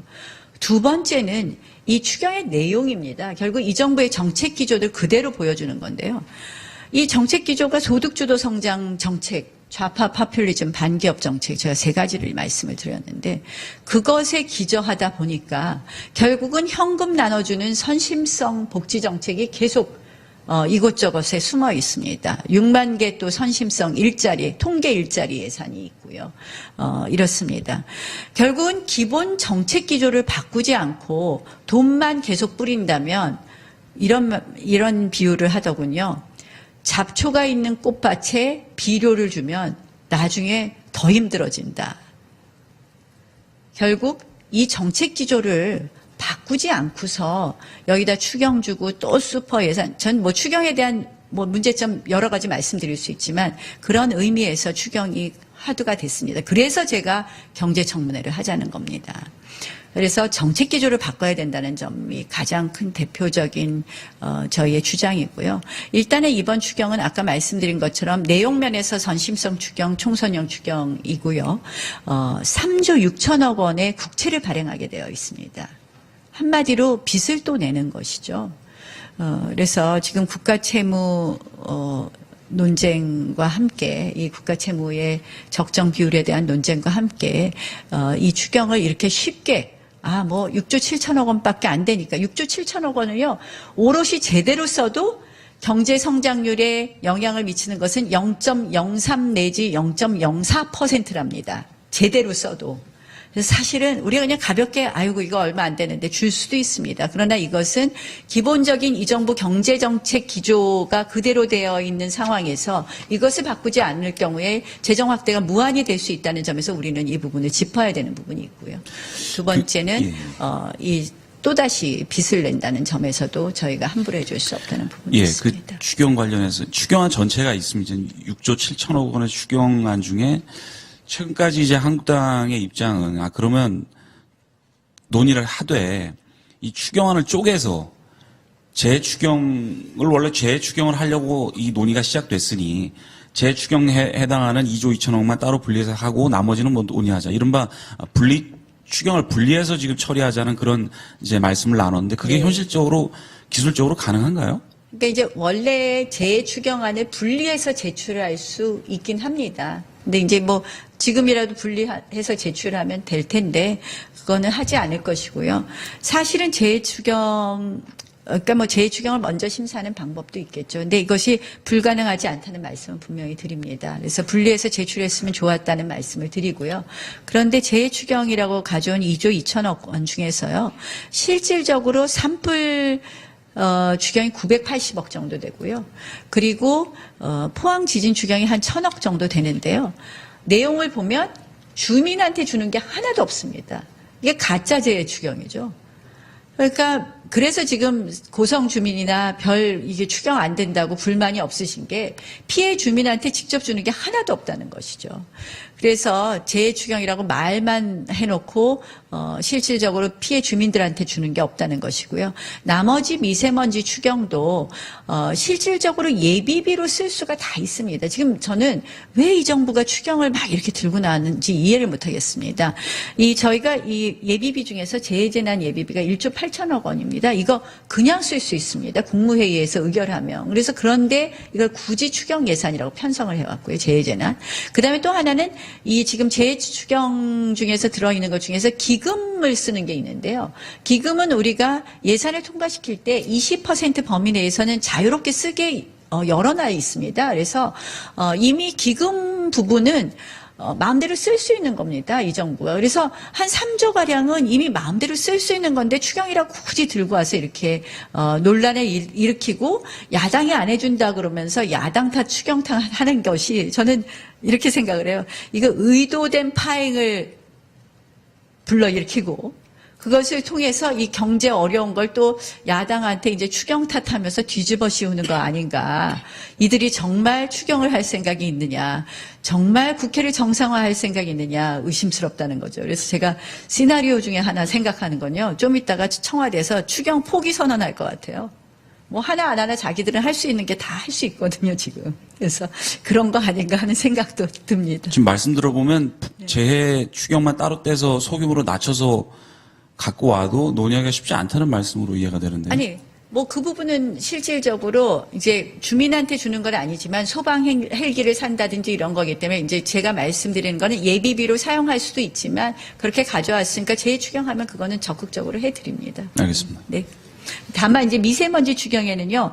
또 통계용 일자리가 있더라고요. 뭐 미세먼지를 감시하는 뭐 감시단 뭐 해갖고 또 200만 원씩 주는 일자리를 또 잔뜩 만들어놨어요. 근데 하여튼 보시기에는 그거 하기 전에 포기 선언부터 할 것 같다 이렇게 예측을 하시는 건가요? 네. 추경 포기 선언부터 할 것 같다고 지금 예측을 하시는 건가요? 뭐 국회 정상화 안 되면 적당한 쯤에 그런 것도 할 수 있지 않나 이런 생각을 알겠습니다. 해봅니다. 예, 알겠습니다. 그럼 이어서 그 정치인 나경원에 대해서 차례대로 한번 마지막 단락이 될 것 같은데요. 질문을 이어가도록 하겠습니다. 패널 한 분 한 분씩 그냥 그 궁금증 중심으로 진행을 해주시면 될 것 같습니다. 먼저 임세훈 기자부터 시작해 주실까요? 내년 총선 동작을 얘기를 하셨고요. 총선이 끝나고 나면 2년 뒤에 이제 대선도 있고 서울시장 선거도 예정돼 있습니다. 정치인 나경원에게 가장 잘 어울리는 옷은 그때쯤 어느 것이 될까요? 저희 뭐 원내대표는 요새 바빠서 잘 모르겠습니다. 뭐 아까 대선 그 서울시장 선거 말씀하셨는데 또 우리가 의회주의자로 남는 일도 있습니다. 저는 왜 이렇게 국회라는 자리는 작은가 하는 그런 생각을 많이 합니다. 대한민국의 입법부는 왜 이런 모양이 됐을까라는 고민도 하거든요. 입법부가 바로 서는 것도 또 대한민국 미래에 굉장히 도움이 된다고 생각을 합니다. 지금 원내대표 하느냐고 바빠서 사실은 미래의 고민은 못 해봤고요. 일단 원내대표하고 내년 총선에서 동작을 지켜내는 그것부터가 제 책무라고 생각합니다. 예, 관련해서 저도 하나 추가 질문, 이제 가벼운 질문이니까요. 지금 이제 아까 황교안 대표의 이제 여론조사 상으로만 보게 되면은 이제 보수 진영에서는 황교안 대표가 이거 이제 거의 독주하는 그런 양상인데 혹시 그 이제 나경원 원내대표의 이름이 아직 앞에는 많이 안 올라가 있는 것 같아요. 근데 당에서는 또 투톱 체제라고 얘기하시는 분들도 또 계세요. 뭐 그런데 그런 상황에서 봤을 때 그 이른바 대선 지지율 과 관련된 그 뭐랄까요? 아직 앞에 못 들어가고 있는데 아쉬움 뭐 이런 것들은 없으신지? 뭐 앞에 들어가면요 괜히 공격만 더 받습니다. 뭐 관심 없습니다. 알겠습니다. 네, 제 할 일 열심히 하겠습니다. 그 앞에 안 들어가 있어도 맨날 친일파라 그러고 뭐 나쁜 거 있으면 꼭 저 많이 공격하더라고요. 민주당한테 좀 제 말씀 좀 드려야 되겠어요. 좀 원내대표니까 협상 상대방이니까 좀 살살 좀 하라고. 알겠습니다. 이어서 그 구혜영 반장님 질문해 주시죠. 예, 제가 여쭤보고 싶은 질문 전에 한 가지만 더 여쭤보겠습니다. 아무래도 뭐 현안이 지금 있어서요. 제가 기조발제문을 말씀하시는 동안 다시 한번 꼼꼼히 좀 읽어봤는데 국민의 뜻을 상당히 많이 강조하셨고 정치가 있어야 할 곳을 생각하면서 토론을 준비를 하셨다라고 말씀하셨는데 지금 그 자유한국당이 국회에 등원하지 않는 부분에 대한 여론도 싸늘하거든요. 그 역시 국민의 뜻이라고 생각합니다. 정치가 서 있어야 할 곳은 국회라는 부분은. 그리고 당내에서도 조건 없는 등원을 요구하는 목소리가 적지 않은 걸로 알고 있고요. 그래서 이 부분에 대해서는 좀 어떻게 생각하고 계시는지. 네, 국민들께서 많이 걱정하시는 거 잘 알고 있습니다. 국회 들어가서 일 좀 하지 하는 말씀들이 있는 것도 잘 알고 있습니다. 그런데 지금 이제 국회를 열었을 때 과연 우리가 무엇을 할 수 있느냐에 대해서 한번 고민을 다시 한번 해봅니다. 지금 이제 제가 아까 국회 정상화에서 가장 중요한 것은 정부와 여당이 결국 야당을 국정의 파트너로 생각하는 거라는 말씀을 드렸습니다. 국회에서의 자유한국당은 소수입니다. 저희는 과반이 턱없이 안 되고 있습니다. 그런데 국회가 열었을 때 우리가 할 수 있는 게 무엇일까요? 저는 아까 뭐 추경에 대해서도 말씀드렸지만 결국은 한마디로 뭐 토 달지 말고 이의 달지 말고 정부가 하고 싶은 거 해내라라는 겁니다. 결국 추경만 해도요. 그렇고요. 또 지금 줄줄이 걸려있는 저희가 보기에는 악법들이 너무 많습니다. 과연 이 파트너라고 인정하고 우리의 의사, 우리의 주장을 조금이라도 담아서 이러한 부분을 조정할 생각이 있느냐 없느냐가 가장 중요하다고 생각을 합니다. 국회를 여는 것만이 중요한 것이 아니라 열어서 정말 좋은 법 만들고 정말 더 좋은 대한민국을 만드는 데 도움이 되는 일을 해야 됩니다. 그런데 저는 민주당이 하고자 하는 그런 법들을 보면 실질적으로 대한민국 미래에 도움이 되는 것이 아닌 것이 너무 많은 것 같아서 안타깝다는 말씀을 드립니다. 네. 지금 보수 정당의 첫 여성 원내대표시고 중진 의원이신데 보수 정당의 어떤 여성 리더십에 대해서도 고민을 많이 하셨을 것 같아요. 그래서 그 보수 정당의 여성 리더십 첫 여성 원내대표 일을 이렇게 맡으시면서 좀 그 생각해 보신 게 있으시다면 후배 여성 정치인들한테도 좀 많이 도움이 되지 않을까 싶은데.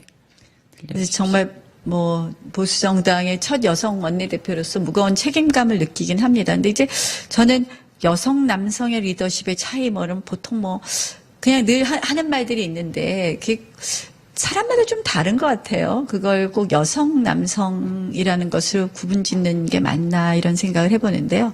다만 저는 여성의 리더십 중에서는 어머니의 리더십은 여성들한테 잠재적으로 가지고 있는 것 아닌가 이런 생각을 합니다. 여성이라는 것의 본성 중에 하나는 어머니의 리더십이라고 생각을 하는데요. 그것은 무한한 희생과 헌신의 리더십이라고 생각을 합니다.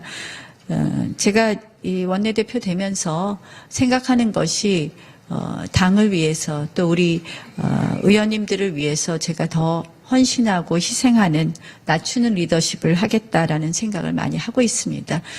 그런 면에서 좀 헌신과 희생으로 우리 당이 다시 신뢰받는 데 역할을 하고 싶습니다.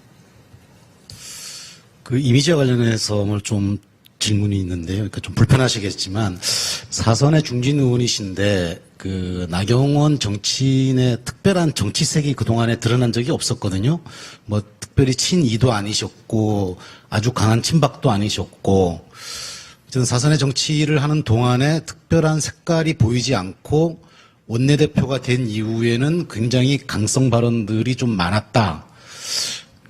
최근에는 한국당의 애국당화 이런 얘기들로 좀 나오는데 좀 특별히 좀 과격한 이미지나 강성 이미지를 좀 일부러 입히려다 보니까 좀 발언들에도 무리가 따르고 좀 기존의 정치 행보에서 특별하게 강인한 이미지가 없다 보니까 검색을 하면 주로 이제 이렇게 나경원 원내대표 같은 경우는 리즈 연관 검색어가 남편, 딸 이렇게 약간 어떤 정치적인 신념이라기보다는 좀 개인의 신상과 주변에 대한 얘기들이 많이 나오는데 좀 그런 부분에 대한 본인 스스로에 대한 냉정한 평가는 좀 어떻습니까? 환경과 상황이 사람을 만드는 것 같아요. 제가 사실은 글쎄요, 제 정치적인 부분에 대해서 신념을 잃어버린 적이 없었다고 생각을 하고요. 그런 신념을 지키다 보니까 친이나 친박 이런 계파에 제가 안 선 것 같습니다. 사실 저는 친이나 친박이 가치와 이념이 다른 그런 계파라고 생각하지 않습니다. 사람을 중심으로 한 계파입니다. 만약에 가치와 이념이 다른 우리 당 내에 좀 더 오른쪽의 계파, 좀 더 중립적인 계파가 있었다면 그런 부분에 있어서는 제 신념을 분명히 표시할 수 있었겠죠. 그러나 우리 당 내의 그 친이와 친박의 계파는 분명히 사람 중심의 계파였습니다. 그래서 저는 신념이 강한 정치인이었기 때문에 저는 계파에 특별히 쓰지 않았다는 말씀을 드리고요. 그래서 개인적으로는 저는 정치적으로 편하지 않았습니다. 남들이 꽃길이라 그러는데요. 저 18대 때도 공천 안 준다는 거 겨우 해서 험지인 중구에 나가라 그래서 중구에 나갔고요. 그랬다가 서울시장 선거도 아무도 안 한다고 해서 우리 당 누가 나가도 떨어지니까 그런 거나 나가라고 그래서 제가 나가게 됐고요. 19대 보궐선거도 동작구는 아무도 우리 당에서 안 나간다 그러니까 저 후보 등록일 이틀 전에 내보내갖고 제가 그럼 해보겠다고. 왜냐면 그 전에 저한테 당협위원장 자리를 안 주더라고요. 그래서 제가 정치 다시 하려면 이거 한번 도전해보겠다 해서 동작에 나가서 926표 차이로 당선되지 않았습니까? 저는 신념의 정치인이었고요. 여태까지 제가 해야 될 책무를 완수하는 정치인이었습니다. 지금 저의 발언이 강성이다. 지금 대한민국의 상황이 저희를 그렇게 내몰고 있다고 생각을 합니다. 그러다 보니까 저희의 신념을 더 확실하게 말하게 된다는 말씀을 드리고요. 대한애국당화 뭐 이렇게 말씀하시는데요. 제가 참고로 말씀드리면 20대 대해서 그러니까 국회가 새로 시작하면 이 한국정치학회에서 의원들의 이런 이념 성향을 조사하는 게 있어요. 근데 제가 그 당시에 보니까 우리 한국당에서 왼쪽에서 7번째 의원입니다. 저도 깜짝 놀랐어요. 제가 안보, 경제 가치에서 굉장히 우파인데 내가 왜 왼쪽에서 7번째지? 하고 봤더니, 이 사회적 가치 부분에 있어서의 인권, 이런 부분을 강조하는 것에 대해서 저를, 그런 것은 좌파 가치로 생각을 해서 왼쪽에서 7번째로, 저를 자리매김해놨더라고요. 이게 설문조사의 답인데요. 그래서 제가 이상하다. 이 인권은 우파의 가치인데 하는 생각도 해봤습니다. 어쨌든 신념의 정치인이었다는 말씀을 드립니다. 예, 지금 보면 이제 헌신, 신념 이런 단어를 많이 말씀해 주셨어요. 그러면 이른바 나경원 정치의 키워드, 국민들이 나경원 하면은 나는 이런 단어를 떠올렸으면 좋겠다. 그리고 나는 그런 단어에 충실한 정치인이 되고 싶다라는 그 키워드 하나를 꼽는다면은 나경원 이퀄 어떤 정치인? 너무 어려운 질문이십니다. 어려운 질문이신데요. 저는 사실 헌신, 신념 이런 말씀 드렸지만 제가 이 초선 때 제일 먼저 제가 했던 정치 행보라고 할 수 있나 제일 먼저 했던 거는 사실은 국회 장애인 특위를 만드는 거였습니다. 제가 국회 장애인 특위를 만들었고요. 제가 제일 먼저 받은 당직이 한나라당 장애인 위원장이었습니다. 그리고 제가 제일 먼저 한 것이 국회 연구단체의 장애아이 위켄이라는 것을 만드는 것이었습니다. 장애아이도 할 수 있다는 거였습니다. 제가 사실은 쉬는 정치 휴직이 저한테는 정치적으로는 굉장히 불행했던 시기지만 전 제가 굉장히 하고 싶었던 일을 할 수 있었던 시기였는데요. 그 당시 스페셜 올림픽 조직위원장을 맡아서 스페셜 올림픽을 평창에서 치러내는 일을 했습니다. 그리고 나서는 스페셜 올림픽이라는 NGO 단체입니다. 직원 8명 있었습니다. 그 NGO 단체 회장으로 정치 휴직기를 지냈는데요. 그때 당시에 슬로건이 Together We Can이었습니다. 함께 하면 할 수 있다. 장애아이와 비장애인이 같이 하면 할 수 있다. 이런 슬로건이었죠. 저는 결국 신념과 헌신 이런 말씀을 드렸지만 저는 공존의 정치를 꿈꿉니다. Together we can.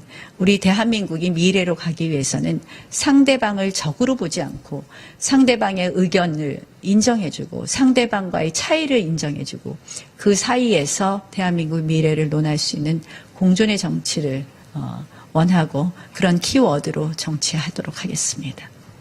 예, 이승원 예. 부장님. 딱딱한 질문 주로 드려서 하나 좀 평소에 여쭤보고 싶었던 거 하나 드리겠습니다. 예전에 선배 원내대표분들 여야를 막론하고 이렇게 얘기 나눠볼 때 보면은 체력이 정치력이라고 많이 말씀을 체력이 국력이기도 하지만 이 원내대표 가장 많은 일정 소화하시는 보직이신데 평소 어떻게 좀 관리하십니까? 하루에 잠 얼마나 주무세요? 하루에 한 5시간 내외 자는 것 같습니다. 그래서 사실은 너무 피곤하고요. 그래서 홍영표 원내대표가 지난번에 그러더라고요. 빨리 그만두고 싶다 그러면서 머리가 많이 빠졌다 그러시더라고요. 근데 제일 경무가 원내대표인 것 같습니다. 왜냐하면 저희가 늘 아침에 9시 회의를 하거든요. 그래서 그 9시 회의라는 것이 다른 것이 아니라 오늘의 당의 정책 방향을 말씀드리는 거니까 아침에 새벽부터 움직입니다. 새벽부터 움직이고 새벽부터 회의하고 하다 보니까 정말 요새는 힘들다, 체력적으로 그런 힘들다라는 생각을 하는데 뭐 자세히 말씀드려야 돼요. 체력 관리. 전 그냥 뭐 아침에 일어나면 일단 먹습니다. 뭘 먹냐? 건강식품부터 먹습니다. 그래서 제가 아침 밥은 못 먹고 나와도 건강식품 꼭 먹는다는 말씀드리고요. 건강식품과 계란 한 개는 꼭 먹는다는 말씀을 드립니다. 그리고 뭐 일주일에 운동할 시간이 너무 없어서 요새는 제일 괴롭게 생각하고요. 뭐 저녁에 들어가서 뭐 정말 뭐 간단한 이렇게 뭐 체조라도 하고 싶은데 그 시간도 없을 때가 많더라고요. 그래서 최대한 노력하고 일주일에 한 30분씩 2번은 꼭 좀 뛰거나 걷거나 운동하는 그런 시간은 좀 확보하려고 하고 그 정도는 하고 있습니다. 예, 알겠습니다. 그리고 이제 방청석에서 주신 이 질문을 마지막으로 드리겠습니다. 아까 답변에서 이제 개헌 저지선 확보 내년 총선의 그 최저 목표라고 말씀을 하셨는데 이 개헌 저지선을 확보하지 못하면 어떤 개헌이 이루어질 것이라고 보기에 그 말씀을 해주셨는지 궁금합니다. 이런 질문이 들어와 있습니다. 이 정권 들어서 제일 처음에 내놓은 개헌안, 실질적으로 국회 개헌이라고 했지만 사실상 이 정권의 개헌안이었습니다. 이 개헌안의 내용에서 자유민주주의의 자유를 삭제하는 것이었습니다. 그리고 실질적으로 토지의 공개념을 확대하는 것이었습니다.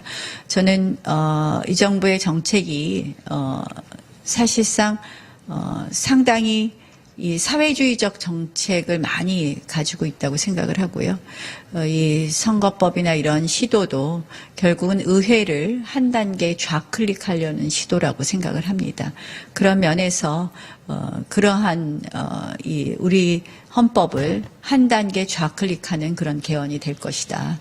그 개헌을 잘못 문을 열어놓을 때 결국 우리의 대한민국의 위대한 역사가 있게 한 자유민주주의 체제를 지킬 수 있느냐 하는 그런 걱정마저 든다는 말씀을 드리겠습니다. 예, 잘 들었습니다. 답변이 되셨는지 모르겠네요. 예, 알겠습니다. 뭐 대략적으로 이제 저희한테 주어졌던 2시간이 다 이제 돼가고 있습니다. 원래 공식 일정상으로는 마무리 발언이라는 것이 있는데요. 어제 이인영 원내대표도 시간이 넘쳐서 마무리 발언을 못했습니다. 오늘도 아마 그렇게 마무리를 해야 될 것 같습니다. 아무튼 긴 시간 여러 현안에 걸쳐서 토론에 임해주신 나경원 원내대표께 다시 한번 감사드립니다.